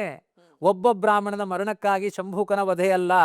ಶಂಭೂಕ ಅನ್ನೋನು ಶೂದ್ರ ಅನ್ನುವ ಕಾರಣದಿಂದಲೂ ಅಲ್ಲ, ಜಂಘ ಅನ್ನುವ ಅಸುರ, ಸಲೋಕ ಕ್ಷಯಕಾಮ್ಯಯ, ಲೋಕವೇ ನಾಶ ಆಗಬೇಕು ಅಂತ ಅವನು ತಪಸ್ಸು ಮಾಡ್ತಾ ಇದ್ದ. ಪಾರ್ವತಿಯ ಬಗ್ಗೆ ಕಣ್ಣಿಟ್ಟಿದ್ದ. ಅವನು ಸಂಹಾರ ಆದ ತಕ್ಷಣ ಟಪ್ ಅಂತ 7 ಜನ ಮಕ್ಕಳು ಸಾನಾಗಿ ಬದುಕಿದವು. ಎಷ್ಟು ರಿಮೋಟ್ ತರ. ಆದ್ರಿಂದ ದುಷ್ಟರನ್ನ ಸಂಹಾರ ಮಾಡಿ ಸಜ್ಜನರಿಗೆಲ್ಲ ಹೀಗೆ ಒಳ್ಳೇದಾಗುತ್ತೆ ಎನ್ನುವ ಆದರ್ಶ ತೋರಿಸಿದ ಕಥೆಯನ್ನ ನೀವು ವ್ಯಂಗ್ಯೋಕ್ತಿಗಳಿಗೆ ಉಪಯೋಗಿಸಿಕೊಂಡ್ರೆ ಇದು ಅಪರಾಧ. ಅದಕ್ಕೆ ಹೇಳ್ತಾ ಇದ್ದೇನೆ, ಈಗ ನಾನ್ ರಾಮನ ಕಾಲದಲ್ಲಿ ಇದ್ದವನಲ್ಲ, ನೀವು ಅಲ್ಲ. ನಾವಿಬ್ರು ಮಾತನಾಡೋದಾದ್ರೆ ಹೇಗೆ ಮಾತನಾಡಬೇಕು? ರಾಮಾಯಣದ ಆಧಾರದಲ್ಲಿ ಮಾತನಾಡಬೇಕಲ್ವ? ಸುಮ್ಮನೆ ಏನೋ ಲೋಕದ ಮಾತುಗಳನ್ನು ಕೇಳಿಕೊಂಡು ಸುಮ್ಮನೆ ತಮಟೆ ಹೊಡಿತಾ ಇದ್ರೆ ಅದು ಆದರ್ಶಗಳು ಹೇಗಾಗುತ್ತೆ? ಹೌದು ಹೌದು. ಈಗ ಇನ್ನೊಂದು ಪ್ರಶ್ನೆ ಎಷ್ಟೊಂದು ಜನಗಳ ಮನಸ್ಸಲ್ಲಿ ಏನಂದ್ರೆ, ರಾಮ ಅಂತ ಶ್ರೇಷ್ಠ ಬಿಲ್ಲುಗಾರ, ವಾನರ ಸೇನೆ ಏಕೆ ಈ ಒಂದು ಸೇತುವೆಯನ್ನ ಕಟ್ಟಬೇಕಾಗಿತ್ತು? ರಾಮ ಬಿಲ್ಲುಗಳ ಸೇತುವೆಯನ್ನ ಕಟ್ಟಿ ಹೋಗ್ಬೋದಿತ್ತಲ್ಲ ಲಂಕೆಗೆ ಅಂತ. ನಿಮ್ಮನ್ನು ಸ್ವಲ್ಪ ಹೊಗಳಬೇಕಿಲ್ಲ ನಾನು. ಯಾಕೆ ಅಂದ್ರೆ ಈ ಪ್ರಶ್ನೆ ತುಂಬಾ ಶಾಸ್ತ್ರೀಯವಾದ ಪ್ರಶ್ನೆ. ನಿಮಗೆ ಹೇಗೆ ಹೊಳಿತು ಅಂತ ಹೊಗಳಬೇಕಷ್ಟೆ. ಯಾಕೆಂದ್ರೆ ಇದು ತುಂಬಾ ಅಪರೂಪದ ಪ್ರಶ್ನೆ. ಎಷ್ಟು ಸುಲಭವಾಗಿ ತನ್ನ ರಾಮನ ಬಾಣ ಅನ್ನೋದು ತುಂಬಾ ಪ್ರಸಿದ್ಧ. ಅರ್ಜುನನೇ ಎಂತೆಂಥ ಅರಮನೆಗಳನ್ನು ನಿರ್ಮಾಣ ಮಾಡಿದ ಬಾಣದಿಂದ ಅಂತ ಮಹಾಭಾರತದ ಕಥೆಗಳಲ್ಲಿದೆ. ಅಂತಹದ್ದು ತ್ರೇತಾಯುಗದ ಸರ್ವಶಕ್ತನಾದ ರಾಮ ಒಂದು ಬಾಣದಿಂದ ಸೇತುವೆ ನಿರ್ಮಾಣ ಮಾಡ್ಬೋದಾಗಿತ್ತು. ಈ ಸುಮ್ಮನೆ ಕಷ್ಟ ಕೊಟ್ಟನಲ್ಲ ಆ ಕೋತಿಗಳಿಗೆ, ಬಂಡೆ ತಗೊಂಡ್ ಬಾ, ಕಲ್ಲು ತಗೊಂಡ್ ಬಾ, ಮಣ್ಣು ತಗೊಂಡ್ ಬಾ, ಈ ಥರ ಎಲ್ಲ ಗೋಳು ಹಿಡ್ಕೊಂಡಲ್ವಾ ಅಂತ ಸಹಜವಾಗಿ ಒಂದು ಪ್ರಶ್ನೆ ಬರುತ್ತೆ. ಇದು ಒಂದು ಅನಂತ ಪದ್ಮನಾಭನ ಸ್ಥಳ ಪುರಾಣ ಇದೆ, ಅದರಲ್ಲಿ ಈ ಪ್ರಶ್ನೆಗಳು ಇದಕ್ಕೆ ಉತ್ತರಗಳೆಲ್ಲ ಇದೆ. ನಮ್ಮ ತ್ರಿವೇಂದ್ರಂ ಅನಂತ ಪದ್ಮನಾಭ, ಅವನ ಮಹಿಮೆಯನ್ನು ಹೇಳಬೇಕಾದ್ರೆ ಅಲ್ಲೊಂದು ಹನುಮಂತನನ್ನು ಪ್ರತಿಷ್ಠೆ ಮಾಡಿದ್ದಾರೆ. ಅರ್ಜುನ ಈ ಪ್ರಶ್ನೆ ಕೇಳ್ತಾನೆ, ಅದಕ್ಕೆ ಹೇಳಿದೆ ಒಳ್ಳೆ ಪ್ರಶ್ನೆ ಅಂತ. ಅರ್ಜುನ ಕೇಳ್ತಾನೆ, ಅಲ್ಲ ರಾಮ ಅಂತ ಬಿಲ್ಲುಗಾರ ಹೋಗಿ ಕೋತಿಗಳನ್ನು ಗೋಳಿಕೊಂಡ, ನಾನಾಗಿದ್ರೆ ಏನ್ ಬಾಣ ಹೊಡೆದ್ಬಿಟ್ಟು ನಿರ್ಮಾಣ ಮಾಡಿಬಿಡ್ತಿದ್ದೆ. ಒಂದು ಸಣ್ಣ ಕೋತಿ ಬಂತಂತೆ, ಅದು ಹೇಳುತ್ತೆ, ಆಯ್ತಪ್ಪ ಮಾಡು, ಈಗಲೇ ಮಾಡು, ಇಲ್ಲಿ ಸಮುದ್ರ ಇದೆ, ತ್ರಿವೇಂದ್ರಂ ಅನಂತ ಪದ್ಮನಾಭನ ಕ್ಷೇತ್ರದ ಸಮುದ್ರ ಇದೆ, ಆಯ್ತು ನೀನು ಬಿಲ್ಲಿನಲ್ಲಿ ಮಾಡು, ಅದು ಎಷ್ಟು ಗಟ್ಟಿ ಇರುತ್ತೆ ನೋಡ್ತೇನೆ ನಾನು ಬಾಣದಲ್ಲಿ ಅಂತ ಹೇಳ್ತಾನ ಆ ಮಗು. ಒಂದ್ಸಲಿ ನಿರ್ಮಾಣ ಮಾಡ್ತಾನೆ, ಒಂದು ಬಾಣಗಳ ಸೇತುವೆಯನ್ನು ಮಾಡ್ತಾನೆ. ಅದು ಹೋಗಿ ಕಾಲಲ್ಲಿ ತಾಕ್ಸುತ್ತೆ, ಟಪ್ಪನ್ ಮುರಿದೋಗುತ್ತೆ. ಅಯ್ಯೋ ಆಶ್ಚರ್ಯ ಆಗುತ್ತೆ ಅವನಿಗೆ, ಅಯ್ಯೋ ಕಾಲಿಟ್ಟ ತಕ್ಷಣ ಮುರಿದೋಯ್ತಲ್ಲ. ಇನ್ನೊಂದ್ಸಲಿ ಮಾಡ್ತಾನೆ, ಹೋಗಿ ಮುಟ್ಟುತ್ತಾನೆ, ಮತ್ತೆ ಮುರಿದೋಗುತ್ತೆ. ಇನ್ನೊಂದ್ಸಲಿ ಮಾಡ್ತಾನೆ, ಅವ್ನ್ ಬೆರಳಿಟ್ರೆ ಮುರಿದು ಹೋಗುತ್ತೆ. ಅವಾಗ ಹೇಳ್ತಾನೆ, ನೀನು ಯಾರು ನಂಗೆ ಗೊತ್ತಾಗ್ತಾ ಇಲ್ಲ ಅಂತ ಹೇಳ್ತಾನೆ, ನಾನು ಹನುಮಂತ. ನಿನ್ನಂಥ ವ್ಯಕ್ತಿಗಳಿಗೆ ಇಂತಿಂಥ ಒಂದು ಸೇತುವೆನ ನಿರ್ಮಾಣ ಮಾಡಿದ್ರೆ ಅದು ಸ್ಥಿರವಾಗಿ ಉಳಿಸ್ಲಿಕ್ಕೆ ಆಗ್ತಾ ಇಲ್ಲ. ನೀನು ಗರ್ವ ಪಡಬೇಡ, ಅಹಂಕಾರ ಪಡಬೇಡ, ರಾಮನ ಉದ್ದೇಶ ಬೇರೆ. ನನ್ನಂಥ ಬಿಲ್ಲುಗಾರನೇ ಮಾಡ್ತಾನೆ ಅಂತ ಹೇಳಿದೆಯಲ್ಲ, ನಮ್ಮಂಥ ಕೋತಿಗಳ ಮುಂದೆ ನಿನ್ನ ಬಿಲ್ಲುಗಾರಿಕೆ ನಡೀತಾ ಇಲ್ಲ, ಯಾಕೆ ಅಹಂಕಾರದ ಮಾತುಗಳನ್ನು ಆಡ್ತಾ ಇದ್ದಿ? ರಾಮನ ಉದ್ದೇಶ ಏನು ಅಂತ ಹನುಮಂತ ವ್ಯಾಖ್ಯಾನ ಮಾಡ್ತಾನೆ. ಇವತ್ತು ನೀವು ಅನಂತ ಪದ್ಮನಾಭನ ಕ್ಷೇತ್ರಕ್ಕೆ ಹೋದ್ರೆ ಅಲ್ಲೊಂದು ಹನುಮಂತ ಇದ್ದಾನೆ. ಅರ್ಜುನನ ಬಿಲ್ಲುಗಾರಿಕೆಯ ಅಹಂಕಾರವನ್ನು ಮುರಿದ ಹನುಮಂತ, ಬಾಲ ಹನುಮಂತ ಅಂತ ತೋರಿಸ್ತಾರೆ. ಇದೇ ಪ್ರಶ್ನೆಗೆ ಉತ್ತರವಾದ ಹನುಮಂತ ಅದು. ಈ ಪ್ರಶ್ನೆಗೆ ಉತ್ತರವಾದ ಹನುಮಂತ ಯಾಕೆ ಮಾಡಲಿಲ್ಲ ಅಂದ್ರೆ, ರಾಮನಿಗೆ ಎಲ್ಲರಿಂದ ಒಂದು ಸೇವೆಯನ್ನು ಸ್ವೀಕಾರ ಮಾಡಿಕೊಳ್ಬೇಕು ಅನ್ನೋ ಉದ್ದೇಶ ಇದೆ. ಅದಕ್ಕೊಂದು ಒಳ್ಳೆ ದೃಷ್ಟಾಂತವನ್ನು ಕೊಡ್ತಾರೆ. ಶಕ್ತೋಪಿ ರಾಜ ಭೃತ್ಯಸ್ಯ ಹಸ್ತಂ ಸಂಗ್ರಹ್ಯ ಗಚ್ಚತಿ. 100 ಜನರನ್ನು ಹೊಡೆಯುವ ಸಾಮರ್ಥ್ಯವುಳ್ಳ ಒಬ್ಬ ಕ್ಷತ್ರಿಯ ತನ್ನ ಸಿಂಹಾಸನಕ್ಕೆ ಹೋಗಿ ಕೂತ್ಕೊಳ್ಬೇಕಾದ್ರೆ ಭೃತ್ಯರ ಕೈ ಹಿಡ್ಕೊಂಡು ಹೋಗ್ತಾನೆ, ಸೇವಕರ ಕೈ ಹಿಡ್ಕೊಂಡು ಹೋಗ್ತಾನೆ. ನಡೆಯಕ್ಕಾಗಲ್ಲ ಅಂತನ, ಅದವನಿಗೆ ವೈಭವ. ಹಾಗಾಗಿ ರಾಮ ಕಿಂ ತಸ್ಯ ಶತ್ರುಹನನೆ ಕಪಯ ಸಹಾಯ. ಭಾಗವತದಲ್ಲಿ ಕೇಳ್ತಾರೆ, ರಾವಣನಂತಹ ಕಡುದೈತ್ಯನನ್ನು ಸಂಹಾರ ಮಾಡಲಿಕ್ಕೆ ಕೋತಿಗಳ ಸಹಾಯ ಹಿಡ್ಕೊಂಡು ಹೋಗ್ಲಿಕ್ಕೆ ಆಗುತ್ತಾ? ಅವ್ರಿಗೇನು ಯುದ್ಧದ ಚಮತ್ಕಾರಗಳು ಗೊತ್ತಿತ್ತ? ಬಿಲ್ಲು ಬಾಣಗಳನ್ನು ತೆಗೆದು ಹೊಡಿಲಿಕ್ಕೆ ಗೊತ್ತಿತ್ತ? ಕೆಲವರಿಗೆ ಗೊತ್ತಿತ್ತು, ಕೆಲವರಿಗೇನೋ ಗೊತ್ತಿಲ್ಲ, ಅಮಾಯಕ ಕೋತಿಗಳು. ಆದರೂ ಅವರ ಸೇವೆಯನ್ನು ತೆಗೆದುಕೊಂಡ. ಯಾಕೆ ಅಂದರೆ, ನನ್ನ ಸೇವೆಯನ್ನು ಯಾರು ಮಾಡ್ತಾರೆ ಅವರಿಗೆ ಸೌಖ್ಯ ಇದೆ ಅಂತ ಸಮಾಜಕ್ಕೆ ಸಮರ್ಪಣೆಯ ಪಾಠ ಮಾಡುವ ವ್ಯವಸ್ಥೆ ಇತ್ತು. ಇವತ್ತು ಯಾವುದೋ ಒಂದು ಲೋಕೋತ್ತರ ಕೆಲಸ ಮಾಡಬೇಕು, ದೇವಸ್ಥಾನ ಕಟ್ಟಬೇಕು, ನಮ್ಮ ಹತ್ರ ಹಣ ಇದೆ ಅಂತ ಹಾಕ್ಬಿಡೋದು ದೊಡ್ಡದಲ್ಲ. 10 ಜನರ ಹತ್ರ ಹೋಗಿ ಅವರ ಸಮರ್ಪಣೆಯನ್ನು ಮಾಡಿಸಿ ಆ ದೇವಾಲಯ ನಿರ್ಮಾಣ ಮಾಡಿದರೆ ನಿಮಗೆ ಅಹಂಕಾರ ಬರಲ್ಲ, ಅವರಿಗೆಲ್ಲ ನಮ್ಮದು ಅನ್ನುವ ಭಾವ ಹುಟ್ಟುತ್ತೆ, ಸಮರ್ಪಣೆಯಿಂದ ಆ ದೇವಸ್ಥಾನ ನಡೆಯುತ್ತೆ. ಈ ಕೆಲಸವನ್ನ ಒಂದು ಕಮ್ಯುನಿಟಿಯನ್ನು ಹೇಗೆ ಬೆಳೆಸಬೇಕು, ಅವ್ರ ಕೈಲಿ ಹೇಗೆ ಸೇವೆ ತಗೊಳ್ಬೇಕು, ಸಮರ್ಪಣೆಯನ್ನ ಅಳಿಲು ಸೇವೆ ಅಂತಾರೆ. ಅಳಿಲು ಹೋಯ್ತಂತೆ, ಸಮುದ್ರದ ತೀರದಲ್ಲಿ ಹೋಗಿ ಒದ್ದೆ ಆಗುವುದು, ಮರಳನ್ನೆಲ್ಲ ಅಂಟಿಸ್ಕೊಂಡು ಬರೋದು, ಅದರ ಮಧ್ಯದಲ್ಲಿ ಮರಳನ್ನು ಹಾಕುವುದು. ಇದೇ ಆ ಕಥೆ ಇದೆ. ರಾಮಾಯಣದಲ್ಲಿಲ್ಲ, ಅದು ಬೇರೆ ರಾಮಾಯಣದಲ್ಲಿದೆ ಆ ಕಥೆ. ತುಂಬಾ ಸಂತೋಷ ಆಗಿ ರಾಮ ಅದರ ಬೆನ್ನ ಮೇಲೆ ಹೀಗೆ ಕೈ ಆಡಿಸಿದ್ನಂತೆ. ಅದೇ ರಾಮನ ರೇಖೆಗಳು ಎಲ್ಲಾ ಅಳಿಲು ಮೈ ಮೇಲೂ ಕಾಣುತ್ತೆ. ಅದು ತುಂಬಾ ನಾಚಿಕೆಯ ಒಂದು ಪ್ರಾಣಿ ಅಳಿಲು.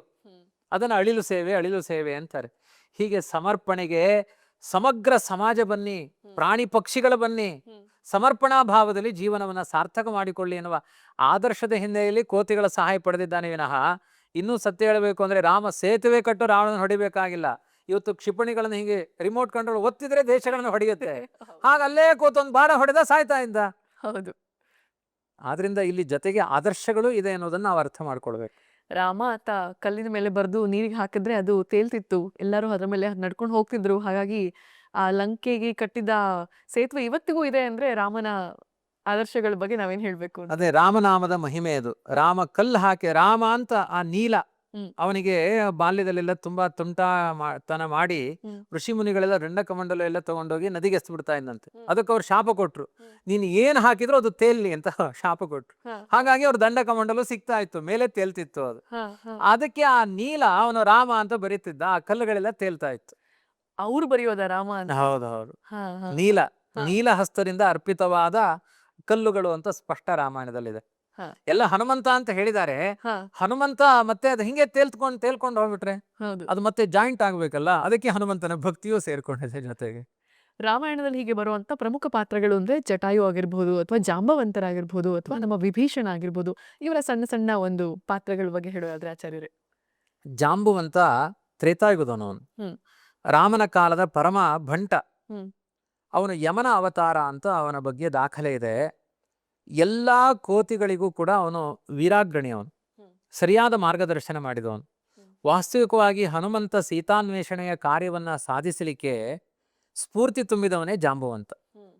ಅಂದ್ರೆ ಜಾಂಬುವಂತನ ವ್ಯಕ್ತಿತ್ವ ಏನ್ ಹೇಳಿದೆ ಅಂದ್ರೆ, ನಮಗೆ ವಯಸ್ಸಾಯಿತು ಅಂತ ನೀವು ಸುಮ್ಮನೆ ಕೂತ್ಕೊಳ್ಬೇಡಿ. ನಿಮ್ಮ ಜೀವನದ ಅನುಭವವನ್ನ ಯುವ ಜನಾಂಗಕ್ಕೆ ಸ್ಫೂರ್ತಿ ರೂಪದಲ್ಲಿ ಉಪದೇಶ ಮಾಡಿ. ಇದು ಜಾಂಬವಂತನ ವ್ಯಕ್ತಿತ್ವ. ಹನುಮಂತನಲ್ಲಿ ಎಲ್ಲಾ ಗುಣಗಳಿದೆ. ಅಯ್ಯೋ, ಆ ಸಮುದ್ರವನ್ನು ಉಲ್ಲಂಘನೆ ಮಾಡೋದು ಹೇಗೆ, ಸೀತೆಯನ್ನು ಹುಡುಕುವುದು ಹೇಗೆ, ಎಲ್ಲರೂ ಕಂಗಾಲಾಗಿ ರಾಮಂತ್ರ ಜಪ ಮಾಡ್ತಾ ಇದ್ದಾರೆ. ಜಾಂಬವಂತ ಹೇಳ್ತಾನೆ, ಇಲ್ಲ, ಇವತ್ತು ಸಾಧ್ಯ ಆಗುತ್ತೆ ಅಂತ ಆದ್ರೆ ಹನುಮಂತನಿಂದ ಸಾಧ್ಯ ಆಗುತ್ತೆ. ಅಂತಹ ವೀರನಿದ್ದಾನೆ ಅಂತ ಹುಮ್ಮಸ್ ತುಂಬಿದ. ಹನುಮಂತ ಹುರ್ರೆ ಅಂತ ಹಾರಿದ. ಹಾಗಾಗಿ ನಮ್ಮ ಗುರುಗಳು ವಿಶ್ವೇಶತೀರ್ಥರು ಯಾವಾಗಲೂ ಹೇಳ್ತಿರ್ತಾರೆ, ವಯಸ್ಸಾದ್ಮೇಲೆ ನೀವೆಲ್ಲ ಧನುಸ್ಸು ಇದ್ದ ಹಾಗೆ, ಯುವಕರೆಲ್ಲ ಬಾಣ ಇದ್ದ ಹಾಗೆ. ಧನುಸ್ಸು ಇದ್ದಲ್ಲೇ ಇರುತ್ತೆ, ಆದ್ರೆ ಆ ಬಾಣದ ವೇಗಕ್ಕೆ ಸ್ಫೂರ್ತಿ ತುಂಬುತ್ತೆ. ನೀವು ಸ್ಫೂರ್ತಿ ತುಂಬುವ ಧನುಸ್ಸಾಗಬೇಕು. ಹಾಗೆ ಆ ಜಾಂಬವಂತನ ವ್ಯಕ್ತಿತ್ವ. ಇನ್ನು ವಿಭೀಷಣ ಎಷ್ಟು ದುಷ್ಟರ ನಡುವೆ ಇದ್ರೂ ಕೂಡ ಅವನ ಸಮರ್ಪಣೆ. ಇದಕ್ಕೂ ನಮ್ಮ ಗುರುಗಳು ಹೇಳ್ತಿರ್ತಾರೆ, ರಾವಣನಿಗೆ 10 ತಲೆ ಇತ್ತು, ಒಂದೂ ಸರಿ ಇರಲಿಲ್ಲ, ಒಂದು ಸಿಮ್ ಕಾರ್ಡು ಸರಿಯಾಗಿ ವರ್ಕ್ ಆಗ್ತಿರ್ಲಿಲ್ಲ. ವಿಭೀಷಣನಿಗೆ ಒಂದೇ ತಲೆ ಇತ್ತು, ಅವನು ತಲೆಗೆ ಕೆಲಸ ಕೊಟ್ಟ. ನಾನು ಸಾಯಬಾರದು ಅಂತ ತಲೆಗೆ ಕೆಲಸ ಕೊಟ್ಟ. ಆದ್ರೆ ವಿಭೀಷಣ ಹೃದಯದಲ್ಲಿ ಸಮರ್ಪಣೆಗೆ ಮುಂದಾದ. ತಲೆ ಕೆಲಸ ಕೊಡ್ಲಿಲ್ಲ, ಹೃದಯಕ್ಕೆ ಕೆಲಸ ಕೊಟ್ಟ. ಸಮಾಜಕ್ಕೊಂದು ಆದರ್ಶ. ವಿಭೀಷಣನಂತೆ ಸಮರ್ಪಣೆಯ ಹೃದಯ ನಿಮ್ಮದಾದ್ರೆ, ವಿಭೀಷಣ ಇವತ್ತು ಚಿರಂಜೀವಿ ಆಗಿದ್ದಾನೆ. ನಾನು ಆಗಬೇಕು ಅಂತೇನು ಬಯಸಿರ್ಲಿಲ್ಲ, ಅವನು ಹೌದು, ಸಮರ್ಪಣೆ ಮಾಡಿಕೊಂಡ. ವಿಭೀಷಣ ಏನಾಗಿದ್ದಾನೆ, ಈ ಕಲ್ಪ ಮುಗಿಯುವ ತನಕ ಅವನು ಚಿರಂಜೀವಿ ಆಗಿದ್ದಾನೆ. ಅಶ್ವತ್ಥಾಮ ಬಲಿರ್ವ್ಯಾಸ ಹನುಮಾಂಶ್ಚ ವಿಭೀಷಣ ಕೃಪ ಪರಶುರಾಮಶ್ಚ ಸಪ್ತೈತೆ ಚಿರಜೀವಿನಃ ಸಪ್ತೈತಾನ್ ಸಂಸ್ಮರಿ ನಿತ್ಯಂ ಮಾರ್ಕಂಡೇಯ ಮತಾಷ್ಟಮಂ ಜೀವೇದ್ವರ್ಷಶತಂ ನಿತ್ಯಂ ಅಪಮೃತ್ಯು ವಿವರ್ಜಿತ. ವಿಭೀಷಣ ಅಂತ ಪ್ರತಿದಿನ ನೀವು ಹೆಸರು ಹೇಳಿದ್ರೆ 100 ವರ್ಷ ಬದುಕ್ತೀರಿ ಅಂತ ಹೇಳಿದ್ದಾರೆ. ಅವನ ಹೆಸರು ಹೇಳಿದ್ರೆ ಸಾಕು. ಯಾಕೆಂದ್ರೆ ಅಷ್ಟು ದುಷ್ಟರ ನಡುವೆ ಇದ್ದು ಸಮರ್ಪಣಾ ಭಾವಕ್ಕೆ ಬಂದನಲ್ಲ. ಇವತ್ತು ನಮ್ಮ ದೇಶದಲ್ಲಿದ್ದು ನಮ್ಮ ದೇಶಭಕ್ತಿ ಇಟ್ಟುಕೊಂಡವರು ಕೆಲವರು ಯಾವುದೋ ಭಯೋತ್ಪಾದಕರ ದೇಶದಲ್ಲಿದ್ರು ಭಾರತ ದೇಶವನ್ನು ಸಪೋರ್ಟ್ ಮಾಡ್ತಾರೆ, ನಮ್ಮ ದೇಶದವರು ಅಲ್ಲಿದ್ದು ಅದಕ್ಕೆ ಸ್ಥಾನವನ್ನು ಕೊಡ್ತಾರೆ ಎಂದಾಗ ನಮಗೆ ಅವರ ಸಮರ್ಪಣೆ ಜಾಸ್ತಿ ಕಾಣುತ್ತಲ್ವ. ಹಾಗಾಗಿ ಲಂಕೆಯಲ್ಲಿದ್ದು ನೀತಿಗಳು, ಸಚ್ಚಾರಿತ್ರ್ಯ, ರಾಮಭಕ್ತಿಯ ಬಗ್ಗೆ ಸಮರ್ಪಣೆಯನ್ನು ಮಾಡಿಕೊಂಡವನು, ಪಾಠ ಮಾಡಿದವನು ವಿಭೀಷಣ. ಆದ್ರಿಂದ ಅವನ ವ್ಯಕ್ತಿತ್ವ ತುಂಬಾ ದೊಡ್ಡದು ಅಂತ ಪ್ರತಿದಿನ ಅವನನ್ನು ಸ್ಮರಣೆ ಮಾಡಬೇಕು ಅಂತ ರಾಮಾಯಣ ಹೇಳುತ್ತೆ. ಇನ್ನು ಅದರಂತೆ ಜಟಾಯು ತುಂಬಾ ಒಳ್ಳೆ ವ್ಯಕ್ತಿತ್ವ. ಪ್ರಾಣ ತ್ಯಾಗ ಆಗುವ ತನಕ ರಾಮನಿಗೆ ಅಪಚಾರ ಮಾಡಿದಾನೆ ರಾವಣ. ಅಂದ್ರೆ ಒಂದು ಹೆಣ್ಣನ್ನ ಅಪಹಾರ ಮಾಡಿದಾನೆ. ನಾನು ಪ್ರಾಣ ಇರುವ ತನಕ ಆ ಹೆಣ್ಣಿನ ಅಪಚಾರ ತಪ್ಪಿಸುವ ಪ್ರಯತ್ನ ಮಾಡಬೇಕು. ಇದು ಒಂದು ಸಮರ್ಪಣಾ ಭಾವ. ಹೀಗೆ ತುಂಬಾ ಇದೆ. ಶರಭಂಗರಿದ್ದಾರೆ. ಹನುಮಂತನ ಚಾರಿತ್ರ್ಯಗಳನ್ನು ಹೇಳ್ಕೊಂಡು ಬಂದಿದ್ದೇವೆ. ಕೌಸಲ್ಯೆ, ಅವಳದೇನು ಸಮರ್ಪಣೆ ಏನು ಕಡಿಮೆ ಅಲ್ಲ. 14 ವರ್ಷ ತನ್ನ ಮಗ ಏನೋ ತಪ್ಪು ಮಾಡಿದಾನೆ, ಕಾಡಿಗೆ ಹೋಗ್ತಾನೆ ಅಂದ್ರೆ ಅದನ್ನು ಸಹಿಸಿಕೊಂಡು ಕಟು ಮಾತುಗಳನ್ನು ಆಡದೆ ಸೌಜನ್ಯದಿಂದ ವರ್ತಿಸಿದಾಳೆ ಅಂದ್ರೆ ಅದು ಎಂಥ ನೀತಿ. ಹೀಗೆ ತುಂಬಾ ಆದರ್ಶಗಳು. ಹನುಮಂತ ಸಂಜೀವಿನಿ ಪರ್ವತವನ್ನ ಹೊತ್ತು ತರ್ತಾರೆ. ನಿಜಕ್ಕೂ ಆ ಪ್ರಸಂಗ ನಡೆದಿತ್ತಾ? ಆ ಸಂಜೀವಿನಿ ಪರ್ವತ ಇವತ್ತು ಎಲ್ಲಿದೆ ಅಂತ ನೋಡಿ. ನಮ್ಮ ಭರತಖಂಡದ ಬಗ್ಗೆ ಸರಿಯಾದ ಪರಿಚಯ ಇವತ್ತು ವಿಜ್ಞಾನ ಯುಗ ಹೇಳುವ ರೀತಿಯಲ್ಲಿ ಬೇರೆ ಇದೆ, ನಮ್ಮ ಶಾಸ್ತ್ರೀಯವಾದ ಅಂದ್ರೆ ಪುರಾಣ ಇತಿಹಾಸಗಳು ಹೇಳುವ ರೀತಿ ಬೇರೆ ಇದೆ. ಸಾಗರಾಂತರಿತ ಸರ್ವೇ ಅಗಮ್ಯಾಶ್ಚ ಪರಸ್ಪರಂ ಅಂತ ಒಂದು ಪುರಾಣದ ಮಾತು. ಪ್ರತಿಯೊಂದು ದ್ವೀಪ, ಪ್ರತಿಯೊಂದು ಸಮುದ್ರಗಳ ಒಳಗಡೆಗೆ ಇನ್ನೊಂದು ದ್ವೀಪಕ್ಕೆ ಹೋಗುವ ದಾರಿ ಇದೆ. ಉದಾಹರಣೆಗೆ ಇವತ್ತು ಕಾಣುವ ಲಂಕೆ ಅಲ್ಲ.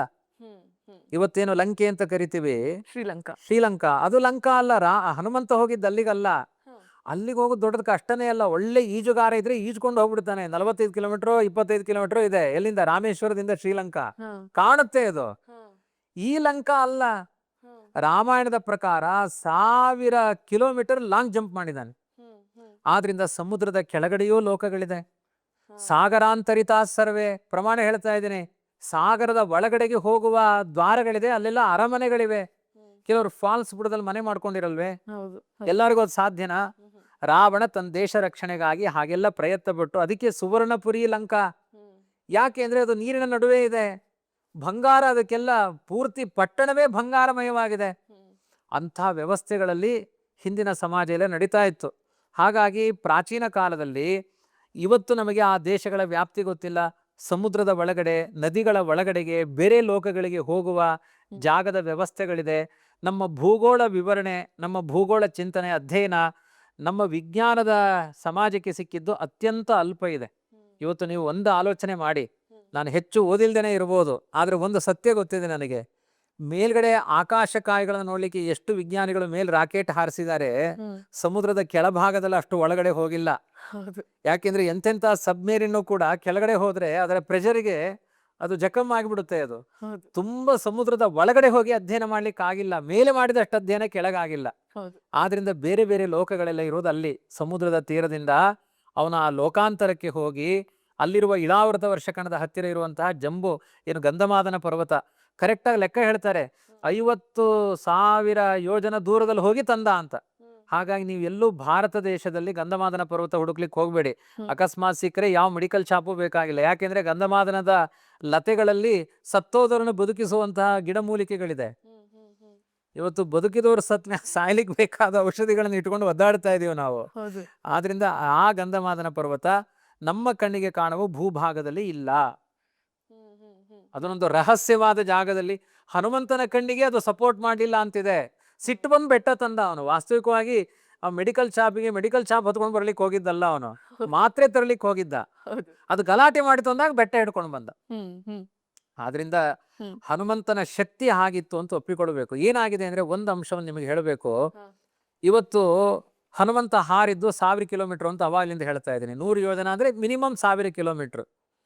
ನಮ್ಮ ಬುದ್ಧಿ, ನಮ್ಮ ದೇಹಕ್ಕೆ ಎಷ್ಟು ಬಲ ಇದೆ, ಎಷ್ಟು ದೂರ ಲಾಂಗ್ ಜಂಪ್ ಮಾಡ್ಬೋದು, ನಮಗೆ ಹಾನಿ ಆಗದೇ ಇರೋ ಹಾಗೆ ಎಷ್ಟು ದೂರ ಹಾರಬಹುದು.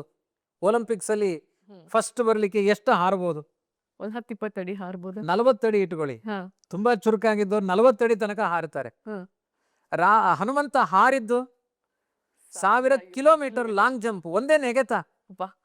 ಹಾಗಾದ್ರೆ ನಮ್ಮ ಬುದ್ಧಿ, ನಮ್ಮ ಶಕ್ತಿ, ಅದನ್ನ ಇತಿಮಿತಿ ಇದೆ ಅದಕ್ಕೆ. ಹಾಗಾಗಿ ಅವರು ಮಾಡಿದ್ದೆಲ್ಲ ಅಮಾನುಷ ಕೆಲಸಗಳು, ನಾವು ಮನುಷ್ಯರ ಕೆಲಸ ಮಾಡ್ತಾ ಇದೀವಿ. ಹಾಗಾಗಿ ಎಲ್ಲವನ್ನೂ ನಮ್ಮ ಬುದ್ಧಿಯ ಒಳಗಡೆ ಹಾಕೊಂಡು ಅಧ್ಯಯನ ಮಾಡ್ಲಿಕ್ಕಾಗಲ್ಲ. ಆದ್ರಿಂದ ಗಂಧಮಾದನ ಪರ್ವತವನ್ನ ಹೊತ್ತು ತಂದಿದ್ದು ತುಂಬಾ ದೊಡ್ಡ ಕೆಲಸ. ಅದು ಅನಾಯಾಸವಾಗಿ ಮಾಡಿದ ಹನುಮಂತ ಅದನ್ನ. ಆದ್ರೆ ಅದು ಈ ಭೂಭಾಗದಲ್ಲಿ ನಮ್ಮ ಕಣ್ಣಿಗೆ ಕಾಣುವ ಬೆಟ್ಟ ಅಲ್ಲ. ಮುಂದೆ ಈಗ ರಾಮ ರಾವಣರ ಯುದ್ಧ ಪ್ರಸಂಗ. ರಾವಣನಿಗೆ ಒಂದು ಶಕ್ತಿ ಇತ್ತಂತೆ. ಏನು ಅಂದ್ರೆ ಸಿಕ್ಕಾಪಟ್ಟೆ ವರಗಳನ್ನ, ಅವನ ಮನೆಯಲ್ಲಿ ಗಣಪತಿ ಪಂಚಾಂಗ ಓದ್ತಾ ಇದ್ದ, ನವಗ್ರಹ ದೇವತೆಗಳು ಪಾತ್ರೆ ತೊಳಿತಾ ಇದ್ರಂತೆ, ವರುಣದೇವ ಟ್ಯಾಂಕಿಗೆ ನೀರು ಬಿಡ್ತಾ ಇದ್ದಂತೆ. ಹಾಗಾಗಿ ಸಿಕ್ಕಾಪಟ್ಟೆ ವರ ಪಡ್ಕೊಂಡಿದ್ದ ರಾವಣ. ಮಹಾಬಲಿಷ್ಠ ರಾವಣ, ಚತುರ, ಮಂತ್ರಜ್ಞ ಅವನು. ಹಾಗೆ ಶಾಪಾನುಗ್ರಹ ಶಕ್ತ ರಾವಣ. ಹಾಗಾಗಿ ಸಾಮಾನ್ಯ ಏನಲ್ಲ ರಾವಣ. ಅಂಥ ರಾವಣ ಒಂದು ವರ ಪಡ್ಕೊಂಡಿದ್ದ, ನನಗೆ ಬೇಕಾದಾಗ ಸೇನೆ, ಈಗ ಇವತ್ತು ಏನೋ ಆಟಮ್ ಅಂತ ಹೇಳ್ತೇವೆ, ಅದು ಸ್ಪ್ರೆಡ್ ಆಯ್ತು ಅಂದ್ರೆ ದೇಶವನ್ನೇ ಸುಟ್ಟು ಹಾಕುತ್ತೆ. ಆ ಥರ ಒಂದು ಸೇನೆ. ಅದಕ್ಕೆಲ್ಲ ಪ್ರತಿದಿನ ಉಪ್ಪಿಟ್ಟು ಗಂಜಿ ಏನೋ ಕೊಡಬೇಕಾಗಿಲ್ಲ, ಒಂದೆಲ್ಲ ಒಟ್ಟಾಗಿರುತ್ತೆ. ಆಪತ್ತು ಬಂದಾಗ ಆ ಬೀಜವನ್ನು ಓಪನ್ ಮಾಡಿದ್ರೆ ಒಂದು ಸಮುದ್ರದಷ್ಟು ಸೇನೆ ಹೊರಗಡೆ ಬರುತ್ತೆ, ಶಸ್ತ್ರಧಾರಿಗಳಾದ ಸೇನೆಗಳು. ಅಂಥ ಒಂದು ವರ ಇತ್ತು ಅಂತ ಇದೆ.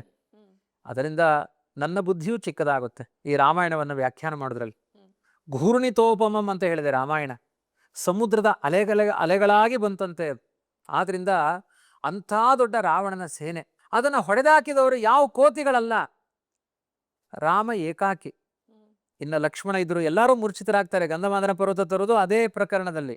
ಆ ರಾವಣನ ಸೇನೆಗೆ ಎಲ್ಲರೂ ಹತನಾಗಿ ಹೋಗ್ತಾರೆ. ಕೊನೆಗೆ ರಾಮ ಸಂಮೋಹನಾಸ್ತ್ರ ಬಿಡ್ತಾನೆ. ಸಂಮೋಹನಾಸ್ತ್ರ ಅಂದ್ರೆ ಶತ್ರುಗಳಿಗೆ ಪರಸ್ಪರ ಇವನ್ ರಾಮನಾಗಿ ಕಾಣಬೇಕು, ಇವನ್ ರಾಮನಾಗಿ ಕಾಣಬೇಕು.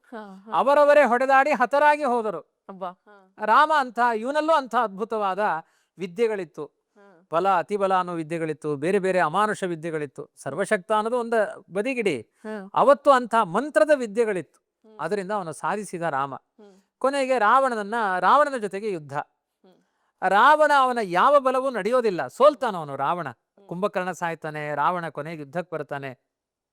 ರಾಮ ಆ ಪ್ರಸಂಗದಲ್ಲಿ ಹೇಳ್ತಾನೆ, ಮಂಡೋದರಿ ಒಳ್ಳೆಯವಳಿದ್ದಾಳೆ, ವಿಭೀಷಣ ನಿನ್ನ ಸಹೋದರ ಒಳ್ಳೆಯವನಿದ್ದಾನೆ, ಇನ್ನಾದರೂ ಒಳ್ಳೆ ಹಾದಿ ಹಿಡಿಯೋ ಪ್ರಾಣಿ. ನಾನು ಈ ಬಾಣ ಹೊಡೆದ್ರೆ ನೀನು ಸತ್ತೇ ಹೋಗ್ತಿ. ಆದ್ರೆ ಇದು ನನ್ನ ವ್ಯಕ್ತಿತ್ವ ಅಲ್ಲ.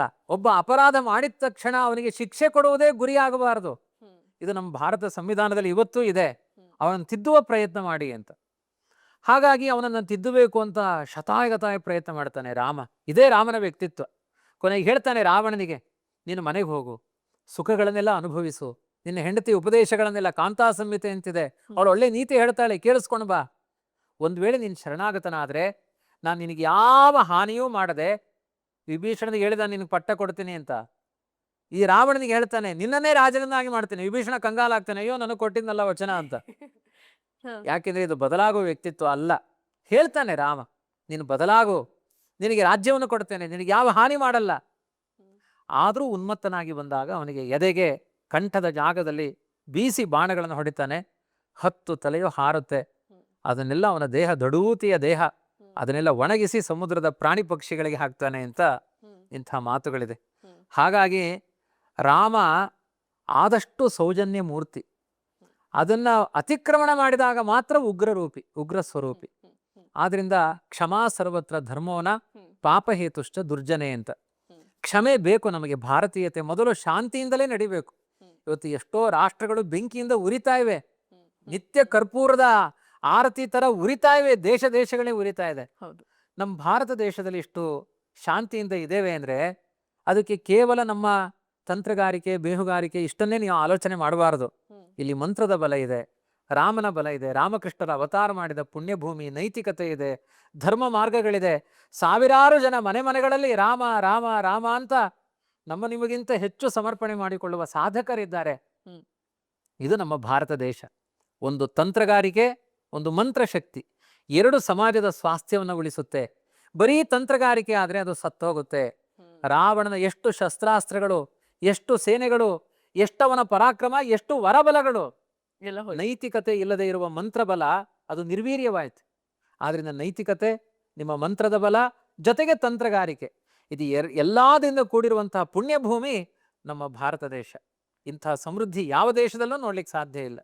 ಆದ್ರಿಂದ ಈ ಎಲ್ಲ ಆದರ್ಶಗಳನ್ನ ಸ್ಥಾಪಕ ಯಾರು? ರಾಮ ಕೃಷ್ಣ. ಎಂಥ ಒಂದು ಅದ್ಭುತ. ಅದರ ಜೊತೆಗೆ ಅನೇಕ ಸಂತರು, ಅನೇಕ ಸಮರ್ಪಣೆ ಮಾಡಿಕೊಂಡ ಸಾಧಕರು. ಹಾಗಾಗಿ ನಮ್ಮ ಭಾರತ ದೇಶ ಒಂದೊಳ್ಳೆ ಸಮೃದ್ಧವಾದ ಅಧ್ಯಾತ್ಮದ ಬಲದಿಂದ ಸಾಗುತ್ತಾ ಇದೆ. ಈಗ ಎಲ್ರೂ ಕಾಯ್ತಿರುವಂತ ಪ್ರಶ್ನೆ, ಎಲ್ಲರ ಮನಸ್ಸಿನ ಪ್ರಶ್ನೆ, ದ ಮೋಸ್ಟ್ ವೇಟೆಡ್ ಪ್ರಶ್ನೆ ತರ, ಇಷ್ಟೆಲ್ಲ ಮಾಡ್ದ ರಾಮ, ಸೀತೆಗಾಗಿ ಇಷ್ಟೆಲ್ಲ ಹೋರಾಟ ಮಾಡಿ ಅಂತ ಸೀತೆಯನ್ನ ಅಗ್ನಿ ಪ್ರವೇಶ ಮಾಡಿಸ್ತಾನೆ, ಗರ್ಭಿಣಿ ಸ್ತ್ರೀಯನ್ನ ಕಾಡಿ ಕಳಿಸ್ತಾನೆ, ಯಾಕೆ ಮಾಡ್ದ? ನನಗೂ ಒಂದು ಕ್ಷಣ ದುಃಖ ಆಗುತ್ತೆ. ಉತ್ತರ ಆಮೇಲೆ ಕೊಡ್ತೇನೆ. ಅಯ್ಯೋ, ಗರ್ಭಿಣಿ ಸ್ತ್ರೀನ ಕಳಿಸ್ಬಿಟ್ಟಲ್ಲ ರಾಮ. ಚೇಚೆ, ಒಂದು ಹೆಣ್ಣು, ಪತಿವ್ರತೆಯಾದ ಹೆಣ್ಣು, ಮೊದಲೇ 11 ತಿಂಗಳು ರಾವಣನ ಅಂತಃಪುರದಲ್ಲಿ ಒದ್ದಾಡಿದಾಳೆ. ನಿನ್ ಚಾರಿತ್ರ್ಯ ಸರಿ ಇಲ್ಲ, ಬೆಂಕಿಗಾರು, ಆಮೇಲೆ ಮನೆಗೆ ಸೇರಿಸ್ಕೊಳ್ತೀನಿ. ಬಲಾತ್ಕಾರಸ್ತು ದುಷ್ಟ ಸ್ತ್ರೀ ಸಂಗ್ರಹೋ ವಿಧಿಚೋದಿತ. ಎಷ್ಟೋ ಬಾರಿ ಅನೇಕ ದುಷ್ಟರಿಂದ ನಮ್ಮ ಭಾರತೀಯ ಸ್ತ್ರೀಯರಿಗೆ ಆ ವ್ಯಭಿಚಾರಗಳಿಗೆಲ್ಲ ತುತ್ತಾದರು, ಬಲಾತ್ಕಾರಕ್ಕೆ ತುತ್ತಾದರು. ಆ ಸಮಯದಲ್ಲಿ ಎಲ್ಲ ಸಂತರು ಸೇರಿ ನಿರ್ಣಯ ಮಾಡಿದ್ರು, ತಾವಾಗೆ ಸ್ವಇಚ್ಛೆಯಿಂದ ಯಾವ ಹೆಣ್ಮಕ್ಕಳು ಹೋಗಿಲ್ಲ, ಆದ್ರಿಂದ ಅವರು ದೈಹಿಕವಾಗಿ ಹಾಳಾಗಿದ್ದೀರಿ ಅಂತ ಅವ್ರನ್ನ ಬಿಡಬೇಡಿ, ಅವ್ರನ್ನೆಲ್ಲ ನೀವು ಸ್ವೀಕಾರ ಮಾಡಿ, ಪಾಪ ಬರಲ್ಲ. ಇಂಥ ಮಾತುಗಳನ್ನು ಆಡಿದ್ದಾರೆ. ಅಂತಹದ್ದು ರಾಮ ಏನು ಸ್ತ್ರೀ ಸ್ವಇಚ್ಛೆಯಿಂದ ಸೀತಾದೇವಿ ಹೋಗಿದ್ಲ? ರಾವಣ ಆಕ್ರಮಣ ಮಾಡಿದ್ದಾನೆ. ಅವಳು ಯಾವುದೋ ತಪ್ಪು ಮಾಡಿಲ್ಲ. ಸಮಾಜ ಹೇಳ್ತಾ ಇದೆ, ಯಾವುದೋ ಒಂದು 4 ಜನ ಚಿಲ್ಡ್ರೆ ಜನಗಳು ಮಾತನಾಡಿದ್ರು ಅಂತ ರಾಮ ಇಂಥ ಒಂದು ಅವ್ಯವಸ್ಥೆಗೆ ಮುಂದಾಗ್ಬೋದಾ? ಇವೆಲ್ಲ ಒಂದಷ್ಟು ಬರುವ ಪ್ರಶ್ನೆಗಳು. ಅದಕ್ಕೆ ತಾತ್ವಿಕವಾದ ಉತ್ತರಗಳು ಬೇರೆ ಇದೆ ರಾಮಾಯಣದಲ್ಲಿ. ಸುರಾಣಕ ಅಂತ ದೈತ್ಯರು, ಅವರೊಂದು ಮೋಕ್ಷಕ್ಕೆ ಹೋಗ್ಬೇಕು, ಶಾಶ್ವತ ಸುಖದ ಜಾಗಕ್ಕೆ ಹೋಗ್ಬೇಕು. ಅದಕ್ಕೆಲ್ಲ ಬ್ರಹ್ಮದೇವರ ಹತ್ರ ವರ ಕೇಳ್ಕೊಂಡಿದ್ರಂತ. ಮೋಕ್ಷಕ್ಕೆ ಹೋಗ್ಬೇಕು ಅಂದ್ರೆ ದೇವರನ್ನ ಚೆನ್ನಾಗಿ ಸ್ತೋತ್ರ ಮಾಡಬೇಕು. ಯಾವಾಗ ದೇವರ ಪತ್ನಿಗೆ, ಸೀತಾದೇವಿಗೆ, ದೇವರಿಗೂ ವಿರೋಧ ಇದೆ ಅಂತ ಚಿಂತನೆ ಮಾಡ್ತೀರಿ, ಅಲ್ಲಿಯ ತನಕ ನಿಮಗೆ ಮೋಕ್ಷ ಮಾರ್ಗ ಸಿಗ್ತಾ ಇರುತ್ತೆ. ಅಲ್ಲೇನಾದ್ರೂ ಎಡವಟ್ಟು ಮಾಡಿದ್ರೆ ಸಿಗಲ್ಲ. ಅವರಿಗೆ ಅರ್ಹತೆಯೇ ಇಲ್ಲ, ಕ್ವಾಲಿಟಿ ಇಲ್ದೇನೆ ಇರುವ ಚೇತನ. ಅವ್ರು ಹೋಗ್ತಾ ಇರೋ ಜಾಗ ಒಳ್ಳೆ ಜಾಗ ಹೋಗ್ಬೇಕು ಅಂತ ಬಯಸ್ತಾ ಇದ್ದಾರೆ. ಈಗೇನು ಅಂದ್ರೆ ಸರಿಯಾದ ನೈತಿಕತೆಯೇ ಇಲ್ಲದೇ ಇದ್ದವರು ನಾನು ಪ್ರಧಾನಮಂತ್ರಿ ಆಗ್ತೀನಿ ಅಂತ ಕನಸು ಕಂಡ ಹಾಗೆ. ಇಂಥ ಅವ್ಯವಸ್ಥೆಗಳ ಜೀವನ ಇದ್ದಾಗ ಅವರನ್ನ ಒಂದು ಡಿಸ್ಟರ್ಬ್ ಮಾಡಬೇಕಾಗಿದೆ. ಅದಕ್ಕೆ ರಾಮ ಈ ನಾಟಕ ಮಾಡಿಕೊಂಡ, ಸೀತೆಯ ಆಕಾರ ಮಾಡಿದ, ರಾವಣನಿಂದ ಅಪಹಾರ ಮಾಡುವ ಪ್ರಚೋದನೆ ಮಾಡಿದ. ಇದೆಲ್ಲ ಒಂದಂಶ. ಇನ್ನೊಂದಂಶ, ರಾವಣನಲ್ಲಿ ಅಂತಹ ದುಷ್ಟತನವೇ ಇತ್ತು. ಸಮಾಜಕ್ಕೊಂದು ಆದರ್ಶವಾದಿಯಾಗಿ ನಿಂತಿದ್ದಾನೆ. ರಾಷ್ಟ್ರವಾದಿಯಾದ ರಾಮ ರಾವಣನ ಅಂತಃಪುರದಲ್ಲಿರುವ ಸೀತೆಯನ್ನ ತಂದು ಹಾಗೆ ತನ್ನ ಮನೆಗೆ ಸೇರಿಸಿಕೊಂಡ್ರೆ ಸಮಾಜ ಏನ್ ಮಾತನಾಡುತ್ತೆ?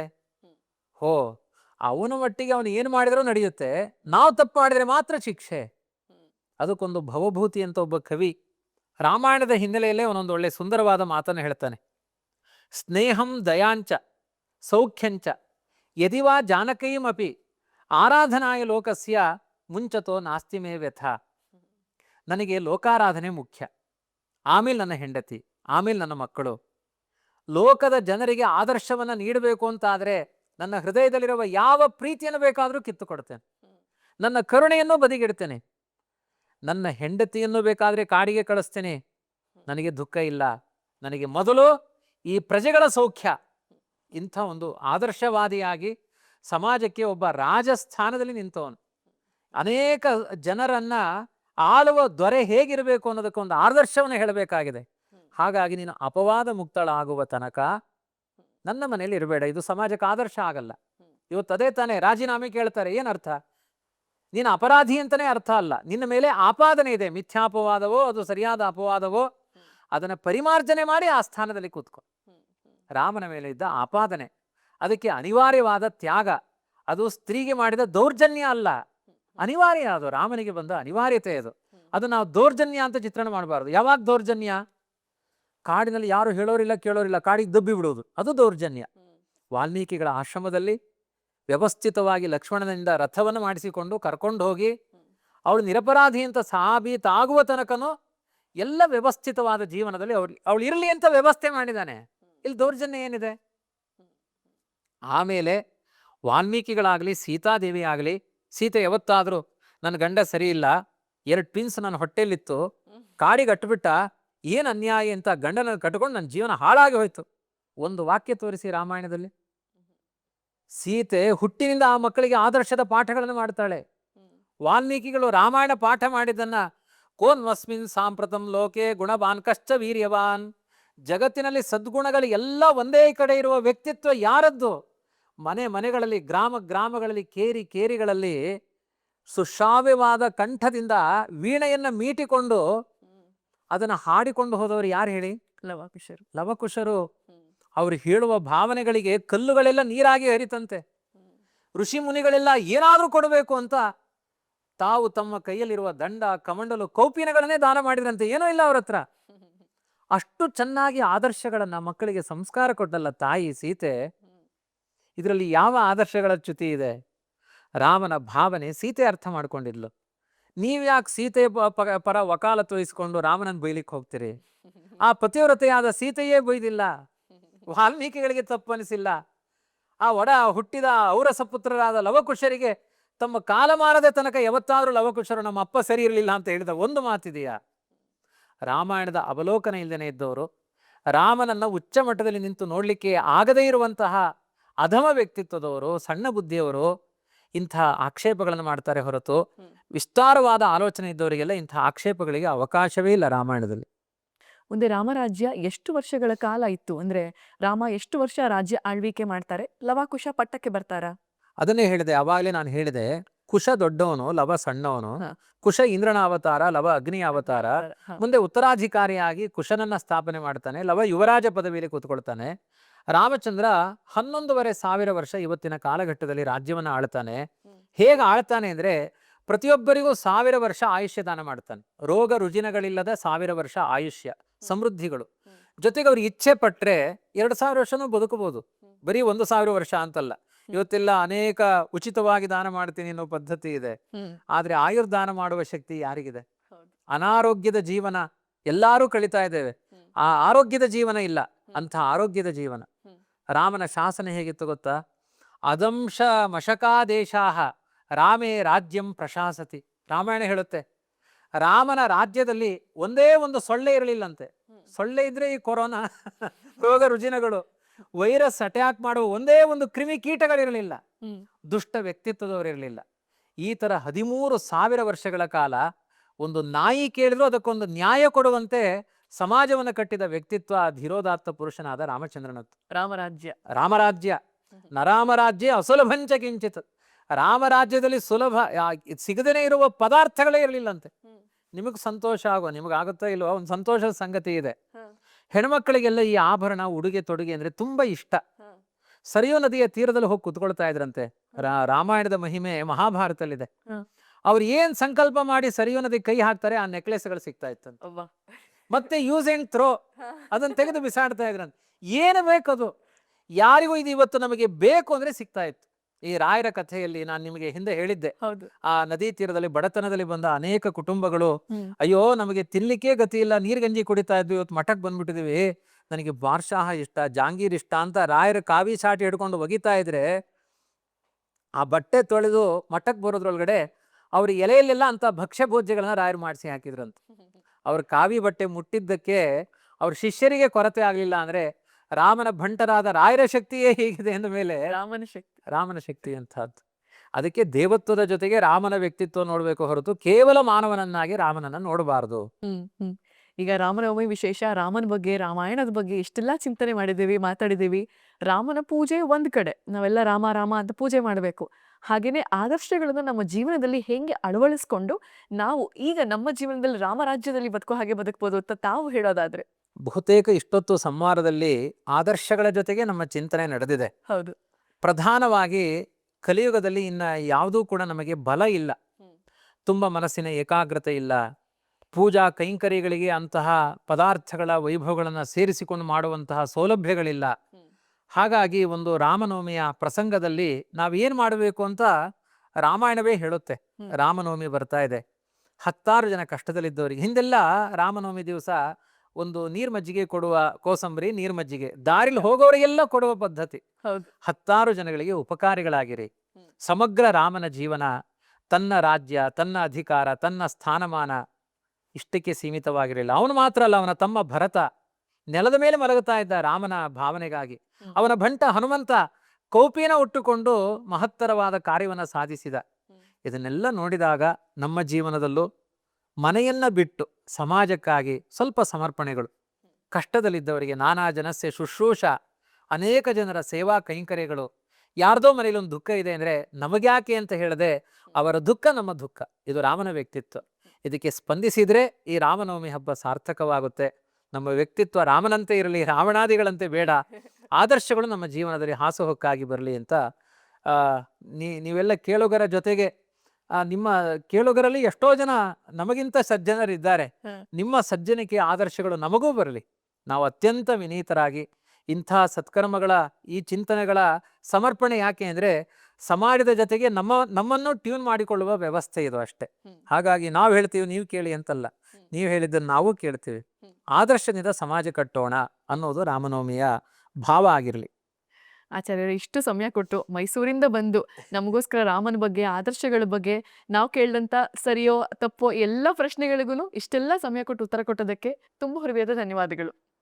ನೀವು ತುಂಬ ಸಮಾಜಮುಖಿಯಾಗಿ, ಒಬ್ಬಳು ಗೃಹಿಣಿಯಾಗಿ, ಮನೆಯಲ್ಲಿ 10 ಕರ್ತವ್ಯಗಳಿದ್ರೂ ಸಮಾಜಕ್ಕೆ ಉತ್ತಮವಾದ ಚಿಂತನೆಗಳು ಸಿಗಬೇಕು ಅಂತ ಒಂದು ಹಂಸ ವಿತ್ ಹರಟೆ ಅಂತ ಒಂದು ಶಿರೋನಾಮವನ್ನು ಇಟ್ಟುಕೊಂಡು, ಅದೇನು ಹರಟೆ ಅಲ್ಲ, ವಾಸ್ತವಿಕವಾಗಿ ಒಳ್ಳೆಯ ಪರಿಪಾಠವೇ ಇದೆ. ಇಂಥ ಆದರ್ಶಗಳು ಸಮಾಜಕ್ಕೆ ಬೇಕು. ರಾಮ ತನ್ನ ಆದರ್ಶಗಳನ್ನು ತೋರಿಸಬೇಕು ಅಂತ ಸಮಗ್ರ ಭಾರತ ದೇಶದ ತುಂಬ ಸುತ್ತಾಡಿದ. ಹಾಗಾಗಿ ನಾನು ಮೈಸೂರಿಂದ ಬೆಂಗಳೂರಿಗೆ ಬಂದು ಹೇಳುವುದೇನು ದೊಡ್ಡ ಸ್ಥಿತಿ ಅಲ್ಲ ಅಂತ ಭಾವಿಸಿದ್ದೇನೆ. ಇದು ಸಮಾಜದ ಮನಸ್ಸುಗಳನ್ನು ಮುಟ್ಟಬೇಕು. ಆವಾಗ ನಿಮ್ಮ ಶ್ರಮ, ನಮ್ಮ ಶ್ರಮ ಸಾರ್ಥಕವಾಗುತ್ತೆ. ಇದರಲ್ಲಿ ಇನ್ಯಾವ ಸ್ವಾರ್ಥಗಳಿಲ್ಲ. ನಾವೆಲ್ಲ ರಾಮಾರಾಧಕರಾಗಿ ರಾಮರಾಜ್ಯ ಆಗುವಂತೆ ನಮ್ಮ ಆದರ್ಶಗಳನ್ನು, ಮನೆಯಲ್ಲಿ ರಾಮರು, ಮನೆಯಲ್ಲಿ ಸೀತಾದೇವಿ ನಿರ್ಮಾಣ ಆದರೆ ದೇಶ ಎಲ್ಲ ರಾಮರಾಜ್ಯ ಆಗೇ ಆಗುತ್ತೆ. ಹಾಗೆ ಬದುಕೋಣ ಅಂತ ಹೇಳ್ತಾ ನನ್ನ ಮಾತನ್ನು ಮುಗಿಸ್ತೇನೆ. ಶ್ರೀಕೃಷ್ಣ ಅರ್ಪಣಮಸ್ತು. ತುಂಬ ಧನ್ಯವಾದಗಳು ಗುರುಗಳೇ. ಆಚಾರ್ಯ, ನಮ್ಮ ಪ್ರೆಸೆಂಟಿಂಗ್ ಸ್ಪಾನ್ಸರ್ ಸೈಕಲ್ ಅಗರಬತ್ತಿ ಕಡೆಯಿಂದ ತಮಗೊಂದು ಸಣ್ಣ ಕಾಣಿಕೆ.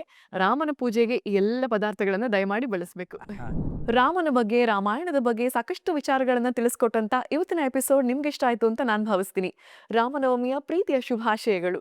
ಮುಂದಿನ ಎಪಿಸೋಡಲ್ಲಿ ಯಾರ ಸಂದರ್ಶನವನ್ನ ನಾನು ಮಾಡಬೇಕು, ಯಾವ ವಿಚಾರದ ಬಗ್ಗೆ ನಾವು ಮಾತಾಡಬೇಕು ಅಂತ ಕಾಮೆಂಟ್ಸ್ ಅಲ್ಲಿ ನನಗೆ ತಿಳಿಸಿ.